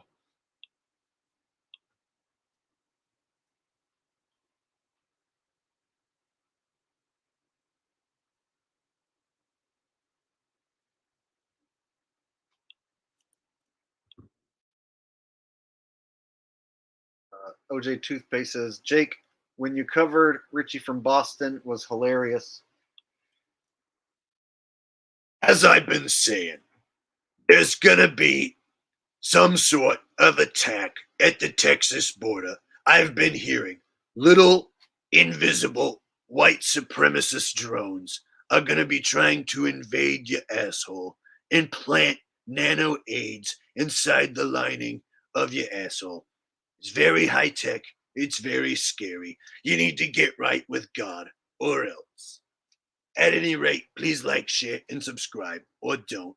I'm out. Harlan with a donation says, was the Patrick Mahomes senior DWI stage to sway people from betting Chiefs? Because after the news came out, the line for the Chiefs went up. Yeah, that was I'm not totally sure what the significance is of that. his dad, getting busted. But they did have the number three in there, and so three's like their coding. You know, we saw it over and over with Damar Hamlin. They just keep repeating three whenever they can. You know what I'm saying? So seems like they go out of their way to put that number, especially recently, into our mind. And so the fact that it was like his third one just before the Super Bowl, and it's a story, then yeah, I definitely think that it's staged and part of the script. I don't think it's like a natural, organic thing. But as to exactly why they did that, like what the significance is, or whether it's like some, I don't know, ceremonial thing that they're doing. I don't exactly know for sure what the significance is, why they would hoax that, but it doesn't make sense that it's totally organic and legit either. David Yount says, "Who you got, Rock versus Roman or Cody versus Roman?" A lot of talk about this. I think they're going to go back to Cody and Roman. I think they realize if they roll with Rock and Roman, they're going to get booed out of the building, and they haven't had people boo the main event in years, and so I don't think they're going to want people to boo the main event, and so I don't think they expected quite this of much of a backlash. I've also heard that it was a work from the beginning, that they purposely wanted to frazzle everyone and get everyone pissed off and then switch it back to Cody versus Roman. So I would guess they go back to Cody versus Roman because it's what's best for business.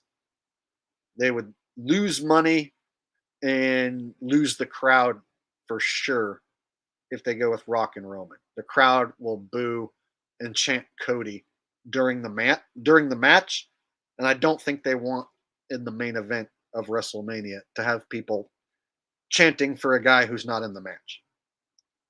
So my guess is they'll fix that back to Cody and Roman.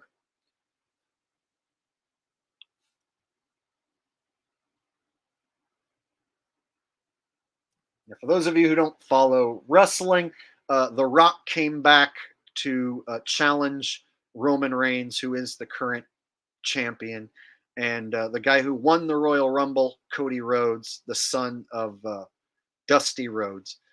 Uh, he stepped aside and let The Rock have his spot at WrestleMania, is what it looks like on the outside looking in. And the fans lost their mind. They were not happy. And so there's been a gigantic backlash against The Rock. People are hating The Rock, and The Rock is now like a bad guy all of a sudden in wrestling fans' eyes for stealing Cody's spot at WrestleMania.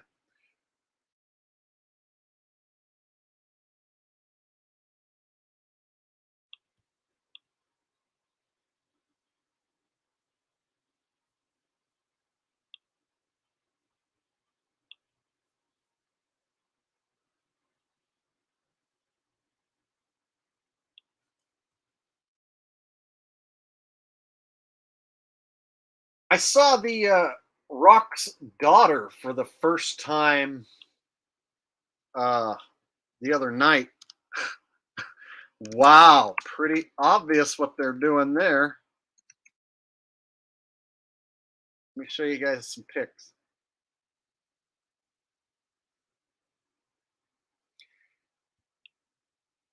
It looks like Attitude Era Rocky in a dress. You guys tell me. I didn't ever take a good look at Rock's daughter until recently, and I can already see uh yeah.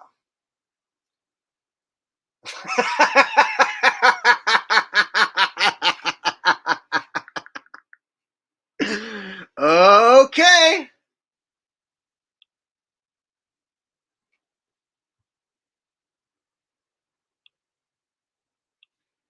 I mean, yeah.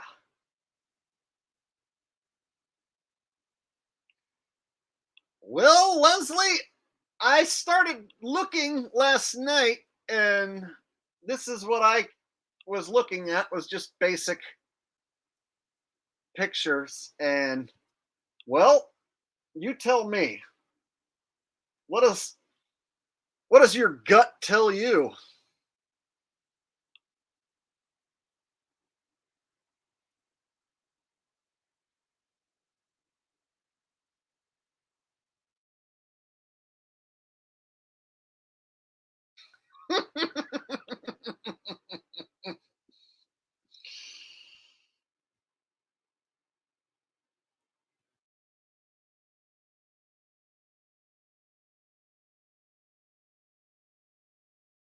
Yeah, we were all blind once.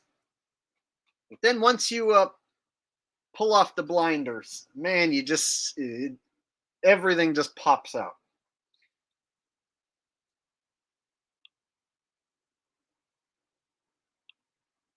Oh, did I miss a super chat? My bad. Let me scroll back. I thought I got them.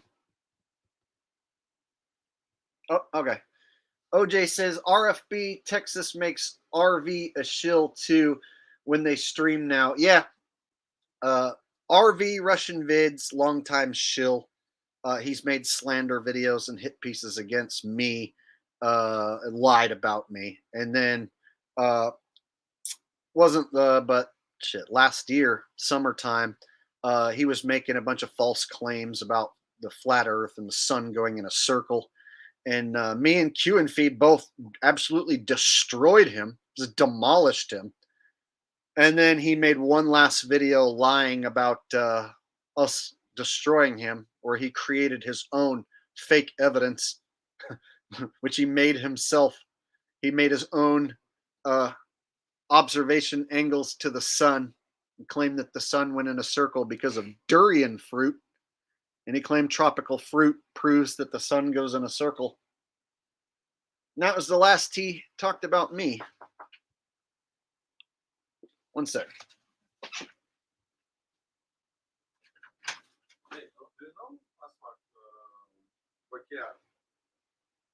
Uh, 95360. Nine, 95368. 8. Yes.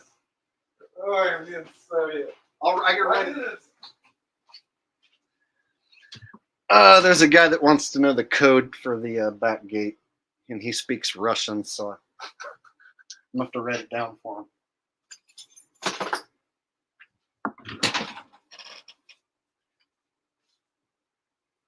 Here, Okay. It's good. Perfect. Thank you so much. Okay. 95368.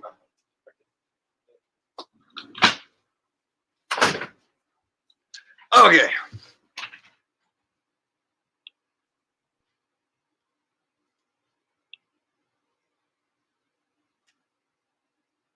Yeah. Now you guys know the code to get in one of the doors at my office. I won't tell you which door, and I won't tell you where the office is. But now you know the code.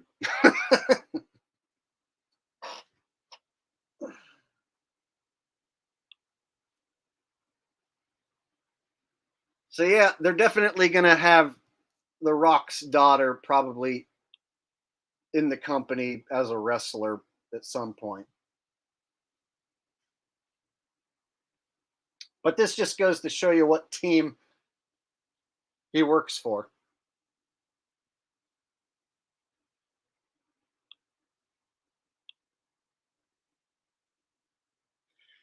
All the people in the club just so happen to have a kid that looks a certain way. Isn't that crazy?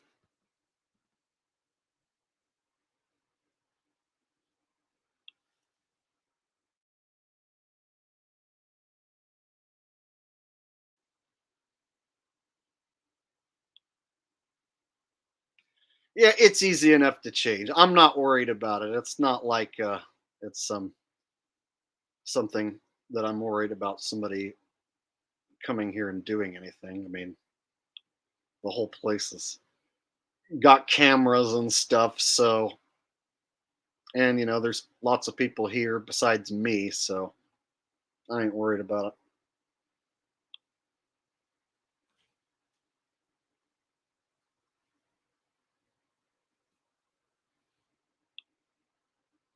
Where's your tinfoil hat, Jake? I don't know what that means. What tinfoil hat? What does that mean? You'd have to explain, Gregory, what you're talking about.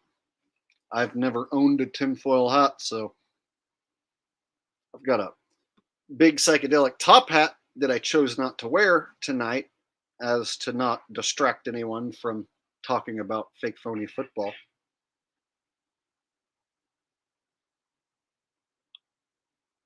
Mr. Conspiracy. What does that have to do with tinfoil? Explain the connection, Gregory. I don't get it. So what does a hat have to do with me talking about conspiracies? Come on, Greg, you're a smart guy. Explain what you're talking about. Pay close attention how you deal with these types. You might want to take notes on what I do in this situation because you might have maybe been called tinfoil hat or whatever at some point, right? You may have heard this expression. So this is how I deal with these guys. Yeah. What do you mean? Explain why you think I should have a tinfoil hat. What does the tinfoil do?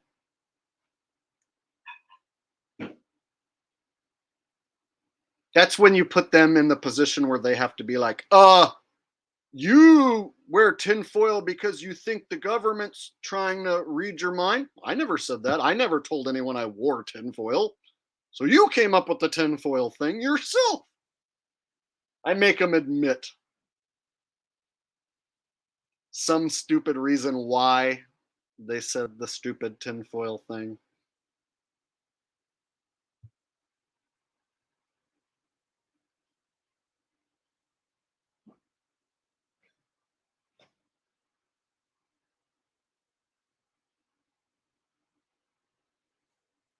Yeah, I guess he didn't want anything to do with me asking him questions about why he thinks I wear a tinfoil hat. See how quick that happens?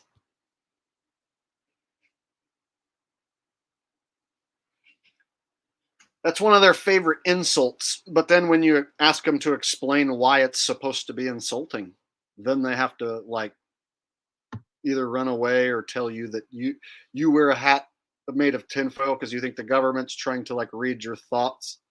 Then they have to come up with their own stupid reason for why you should be wearing a tinfoil. Clown Trade says, "Thanks for fun season, man. Thanks for a fun season, man. Did you see the phony line movement? Kind of tough, pricey to hedge this few, maybe Niners first half. I don't know. Uh, yeah, I'm thinking I'm just gonna go ahead and take the Niners to cover, and then if by chance I need to make another bet, I can do it live. But like I feel like if it's going to be a blowout and they start winning, then that means you're not going to get to another opportunity to bet them at the odds they're at now. So if the 49ers were to start winning early and never be losing at any point in the game, then that means it's better to get your money in now on them because you might not get as good at odds. But it's the Super Bowl. So last year I was able to bet live and get a good position on Kansas City when they went down 7 points to the Eagles. So last year I strategically bet live on Kansas City once they were down 7 points so that I could get good odds. But you never know how these are going to play out. So, like I said, if it's going to be a blowout, then you won't get an opportunity to get better odds on the 49ers.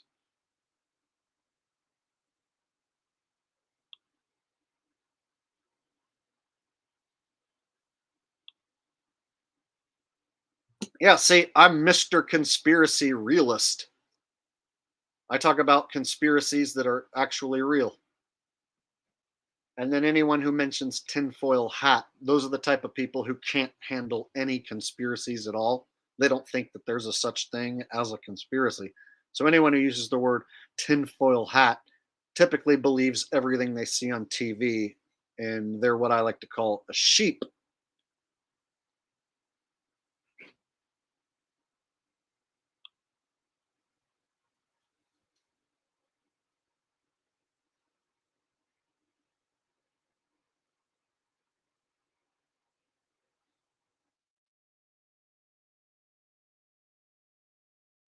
Yes, there's futures on the Niners, sure, but you got to think there's been quite a few futures that came in on the Chiefs over the last few weeks.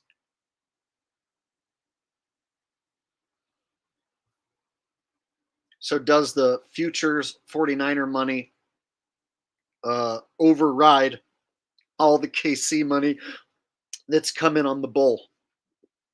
Excuse me. And on all those props. You got to realize they have like 10,000 prop bets and they can like see which ones people are betting on the most and just not do those. So the prop bets to me are just like the worst. Like, what's Taylor Swift going to show up wearing? What's Usher going to sing at halftime? How many steps will Taylor Swift take, when she walks in front of the camera into her suite? So that, how many seconds of a pause will there be during the Dawn's Early Light line on the, you know what I mean, during the Star Spangled Banner? You know what I mean? So they have like these bets on every little stupid thing. I look at it like a waste bin for people to throw their money into. You know what I mean? Like, let's just line up 10,000 waste bins with all these scenarios, and people are just going to throw their money into all these waste bins. And then we'll just have like a few of them happen and then just pocket all the rest of it. You know what I mean? Like, if you're dumb enough to bet on what Taylor Swift's going to wear, they'll just pocket your money and then be like, okay, Taylor, too many people bet on you wearing red. So we're going to have you wear black because we have 500 grand that came in on you wearing red and nobody bet on black. So you're going to wear black. Okay? This is as easy as that. So if they can rig the fake phony football game, they can easily rig all those stupid prop bets just by not doing them, you know? Like the doink, plus 650 for a doink. They just won't do it. Minus 1,000 for no doink. That means there probably ain't going to be a doink. For those of you who missed it earlier, the odds on a doink are plus 650. So I regret to inform you, we most likely aren't going to see a doink. Pretty sad news that we're probably not going to see a doink. Also, a lot of people expecting a marriage proposal. So they just might not do that. It might just be a phony fake football game where they take your money and there's no marriage proposal and then it's over. It could be that quick and easy.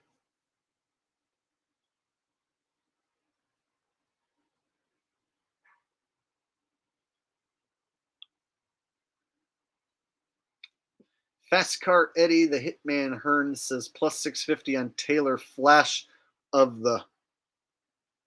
Well, some folks would say that she is a he. So therefore, would it be he flashing the nips or would it be she flashing the nips?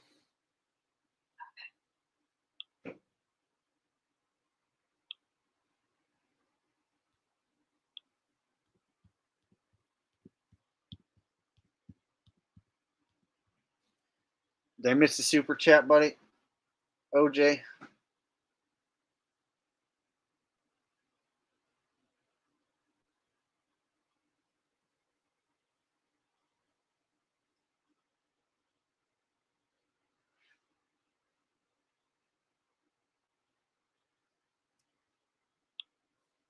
OJ says Jake will win the rigged fake election. So my guess is Trump comes back. And then this is the funniest part. Trumpers are gonna say, America made their voice heard. Trump won fair and square. The Democrats stole the last election, but this time Trump won fair and square. That's right. When Trump wins, it ain't rigged. That means when Trump wins, America done stood up and made their voices heard. It's only rigged if Biden wins. See how that works? So when Trump wins, it's totally fair and square. America made their voice heard. Yay, good guys. Biden wins. It's because the evil Democrats stole the election. Right? But I think he's coming back. If I was to guess, it looks as though he comes back, and then we might even see a assassination attempt or even a fake assassination.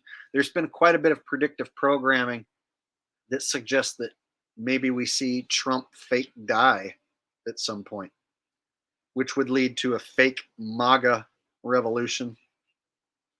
And so they're already planting seeds for that. In fact, Alex Jones just yesterday, day before, was like, if they kill Trump, I, I dare them to kill Trump. It's going to start the next revolution. They're going to be sorry if they kill Trump. That's what's going to happen. They're going to kill him. Then we're going to have a revolution. Something like that. So we already had Alex Jones talking about it. So it's like they're planting little seeds.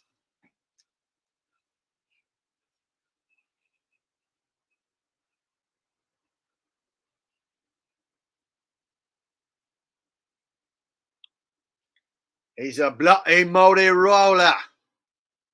He's John Bloody Am playing a multi role. There was a guy that said I was a multi-roller and that I play the part of like 5 other guys. He said I play the part of John Hamm and then I play the part of 4 or 5 other dudes. I forget. And I was like, so what do I do? Do I wear a mask and prosthetics? And he goes, it's for shields. You're a bloody shape shifting archon. So he actually thought that I was an actual shapeshifter. I was like, oh, well, you're not crazy at all, are you?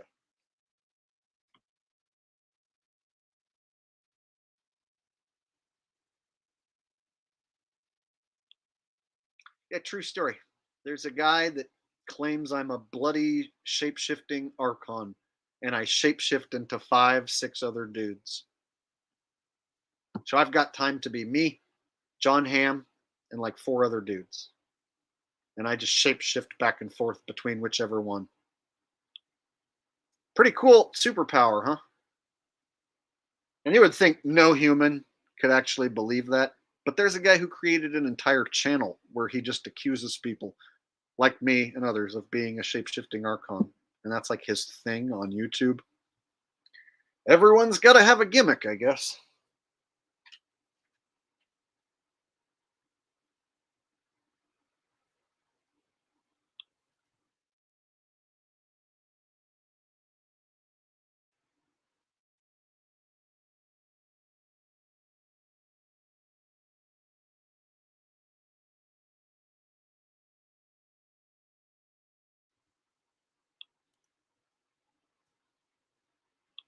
Positive vibes says you shouldn't be a moderator with that thinking, David. Who are you talking about? Which David? Are you talking about David Yount? Now I want to know what you're talking about.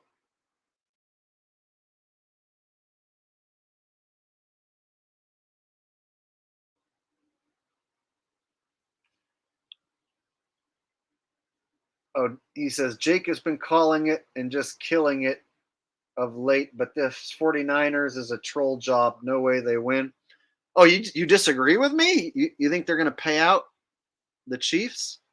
I feel like the storyline is heavily pushed for the Chiefs, and the money appears to all be on the Chiefs. To me, it just screams that they're going to go the other way. So if you think they're going to go with the typical Chiefs win, repeat, swift hugs and kisses Kelsey, and he scores, and they propose, and he proposes, and all that. If you think they're going to go with that Disney ending, well, good luck. I just don't think they're going to do that. I think the table has been set for something else.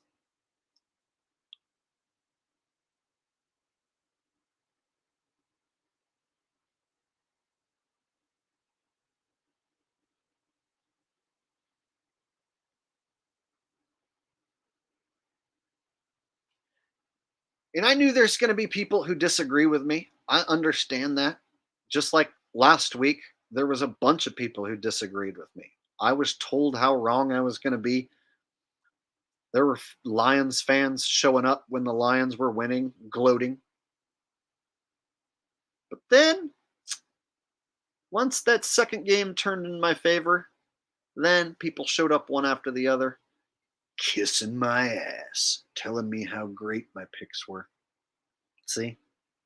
So, it's how it goes. I expect people to disagree, tell me I'm wrong, and then if I get it right, then they're going to show up, tell me I was right, tell me my picks were great.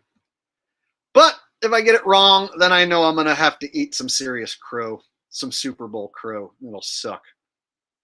But I'll get the last laugh because I'll break down all the fake and phony plays in the Super Bowl and I'll post that and it'll make me feel better and I'll make money on that. So any money I lose on the Niners, I'll make it back breaking down the Super Bowl. So I can't lose. I personally can't lose.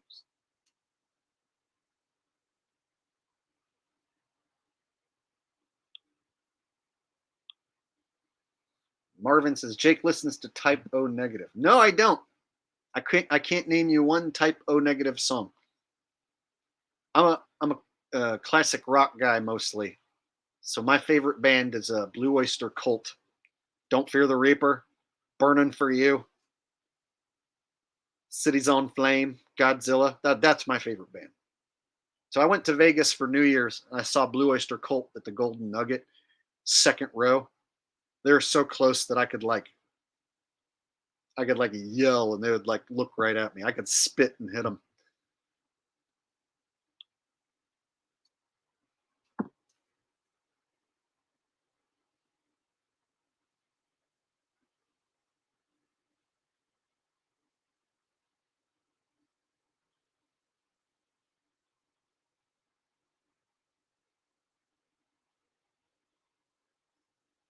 Okay.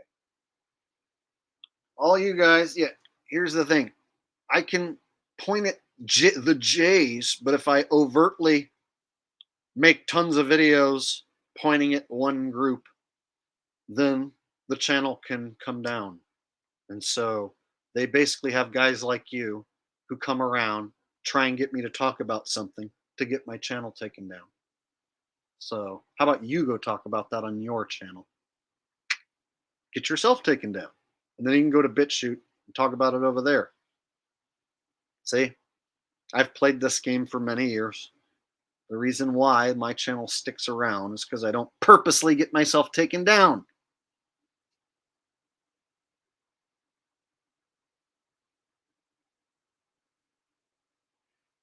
And there's always these guys, he's not allowed to speak out against the Jays.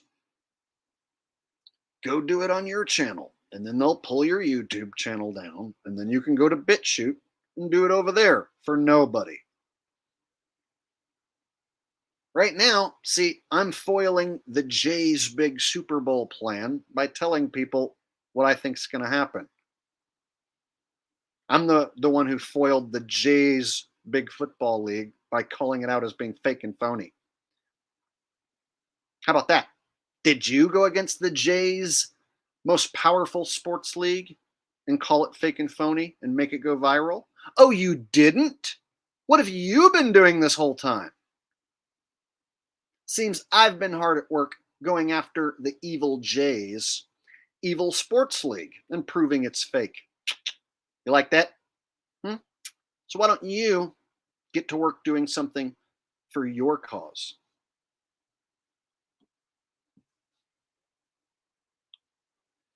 Yeah, see, if I attack a certain group, then the video will come down for what?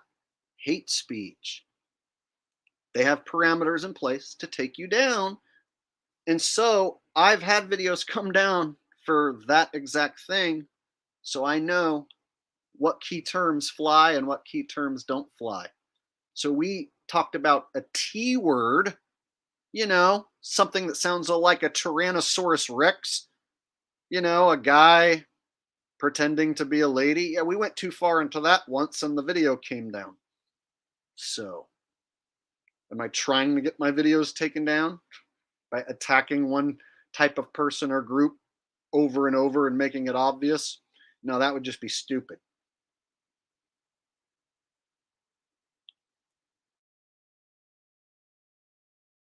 Scott Gorup says, Jake, I'm going for the public humiliation ritual play on Swift and Kelsey, 49ers for the win. Yeah, I mean, if the money stacks up high enough, uh, she'll fake cry. She'll hug him after he has a disappointing game. If too many people pick Travis to score, he won't score. He'll drop it. So I'm prepared for that as well, man. I'm leaning more that way for sure. As long as the money stays like it's at right now and doesn't flip flop over the next few days, I think there's a strong chance we see that.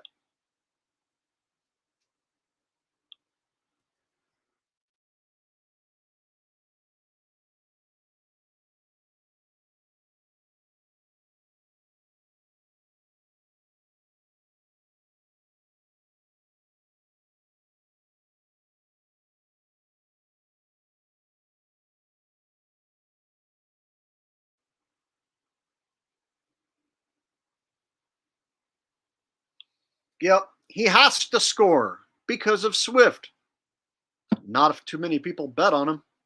Then he doesn't have to score. He'll have the ball and fall down at the 1 yard line and not score. He'll be wide open, catch it, be running, and then fall down at the 1 yard line. Accidentally fumble uh, through the back of the end zone for a touchback, right? You know how this game works. They can see how much money's on the table before the game starts. Are they really going to pay out everyone for a Travis TD? I don't think so. So that means you can take Travis TD off the board. So that means Kelsey probably won't be a huge scoring threat because too many people have picked him to score. I would think Kittle is more likely to score than Kelsey. I think Kittle is more likely to outperform Kelsey.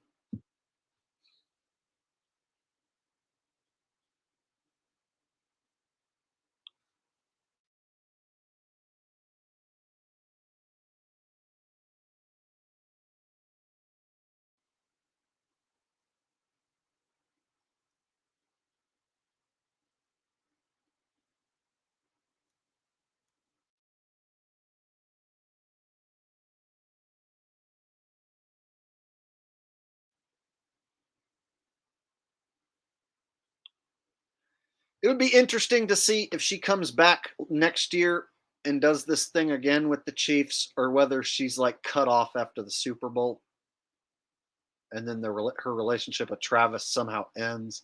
It'll be very interesting to look and see where that goes. Some people have been making comparisons of Taylor Swift to like Princess Diana, and people are predicting that perhaps, she dies at some point, has some sort of scripted fake death. So who knows what they have planned, but they definitely got all eyeballs on her going into the Super Bowl, just like they want.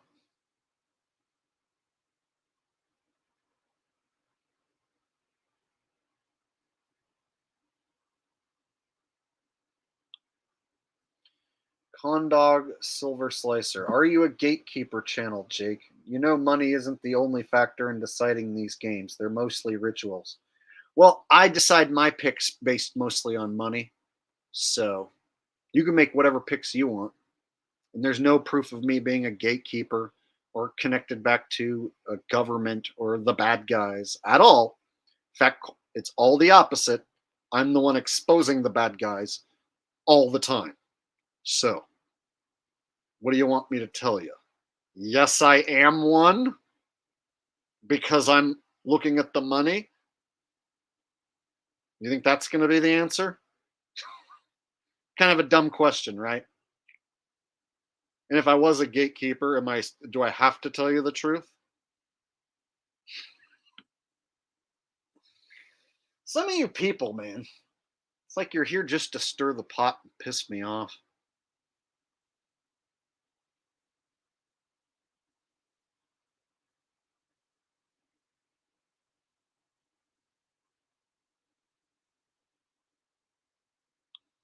William Buck says his cat is the gatekeeper.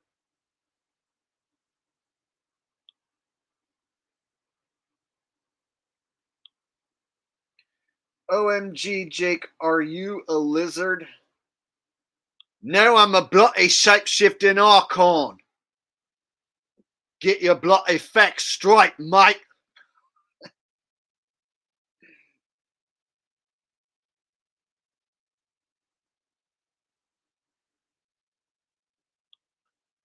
Yes, you did so much damage that now I have to do damage control because you asked if I was a gatekeeper and you damaged me so badly. So now I must control the whole thing. No, damage control is the NFL running their NFL as scripted commercials. Damage control is the NFL paying some guy like Tom Grossi to make a mockery if the NFL was scripted. Damage control is paying Pat McAfee to say the NFL isn't scripted. That's damage control. You know why? Because Jake did damage to the NFL. I did damage to the NFL, which is why they did a damage control campaign against those who think it's scripted. See, that's damage control. You should get your facts straight.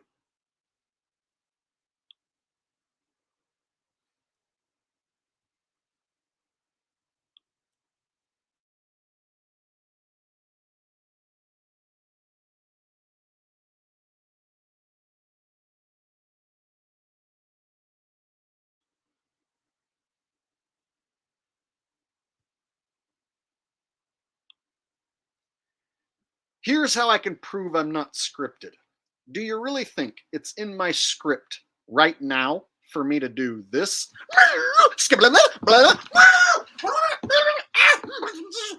Hello? Are you there? I don't know. There. Do you think that was scripted? I just made it up. If you want me to do it again, I don't even know what the hell I just did, so I can't even re-perform what I just did. Further proof that I'm not scripted, and I just make it all up on the spot. Pretty good proof, huh?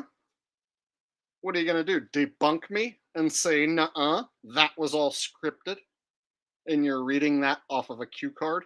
Huh? Pretty sure I just proved my point and made everyone laugh at the same time. That's right.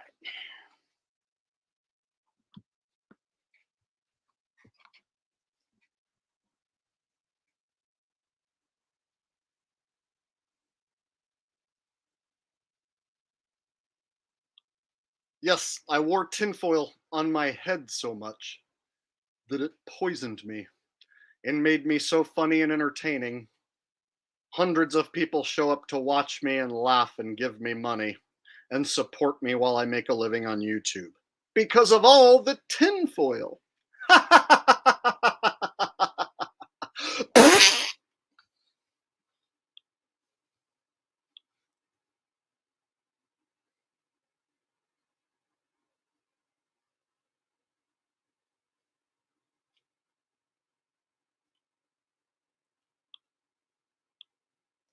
Oh, what we have down there in Las Vegas. All right, we got a satanic scripted show. They're going to have the devil herself, Taylor Swift, descend upon you. These globalists, these damn globalists, what they're going to do, they're going to use a frequency weapon. They're going to turn the crowd gay. They done turn the frogs gay. Next thing they're going to do, they're going to have all them San Franciscans come over and they're going to rub their gay energy off on the Kansas City fans. What you're going to have is a big, giant Super Bowl gay orgy going on live TV.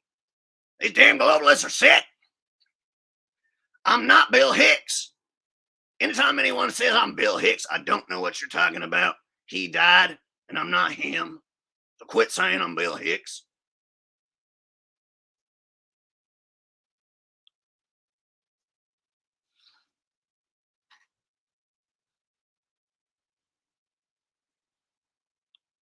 I'm not a character.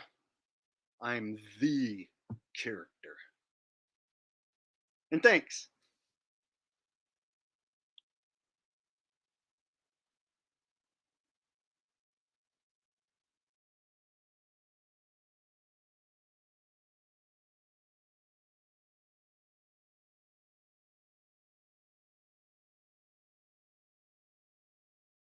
Young Tommy says in the news, two Niner fans bought plane tickets to Vegas, but can't afford Super Bowl tickets. They're still going to support. Well, dude, a lot of people are going over there, but aren't going to the game. So a ton of Super Bowl or a ton of Niner fans are going over to watch like its Super Bowl parties. So every casino has a sports book, and the bigger the sports book, the bigger the Super Bowl party. So this year they're charging hundreds of dollars to watch the Super Bowl in a sports book. So not hardly anyone can afford to go to the game, right? And there's only a finite amount of tickets. So what you're going to have is tons of people, hanging out in the, MGM sports book and paying 200-300 bucks to watch the Super Bowl in the sports book. So every single sports book is charging tip top premium dollar for a Super Bowl watch party. And so there's plenty of places to watch, and they aren't trying to market to just people watching inside the stadium. They're trying to get people to fill every single room, every single seat, and they're pretty much going to accomplish that with this matchup. That's another reason why they got 49er fans involved, is they want Californians to drive over and fill up all the rooms. So Niner fans going over there and not having tickets is going to be very common. You're going to have, you know, an influx of, who knows, hundreds of thousands of 49er fans. They can't all have a ticket, you know.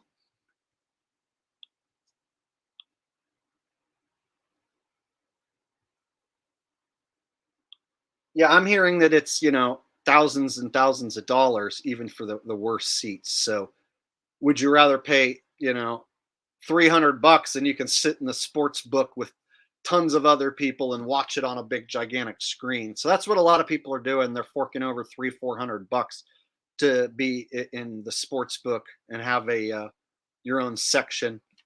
And see, I wouldn't do that. I would never fork over money to watch the Super Bowl in a sports book. Hell no.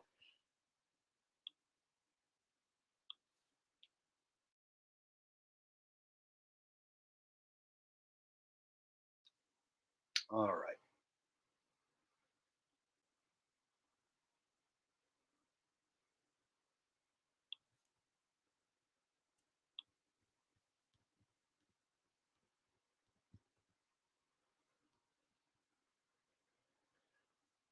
Okay, so I pretty much went over what I wanted to go over, and I'm about 90% sure I'm going to take the Niners to win and cover. Um, if by chance over the next 2-3 days a ton of money comes flying in on the Niners and flip flops all the websites, then I'll consider changing. But I'm going right now Niners. I'll make it official in a pick video in the next couple days. I'll include the websites with the final money percentages and stuff like that. And so, uh, yeah, there you go. There is my pick, and I doubt I'm going to end up changing it. So I'm going to fade the public money, fade Swift. I think the NFL is going to try and make it out like only conspiracy theorists who think it's scripted were expecting the Chiefs to win. So with the Niners winning, they can try and say it's not scripted. And I can totally see the NFL trying to pull that card. Oh, it's not scripted since Swift didn't win.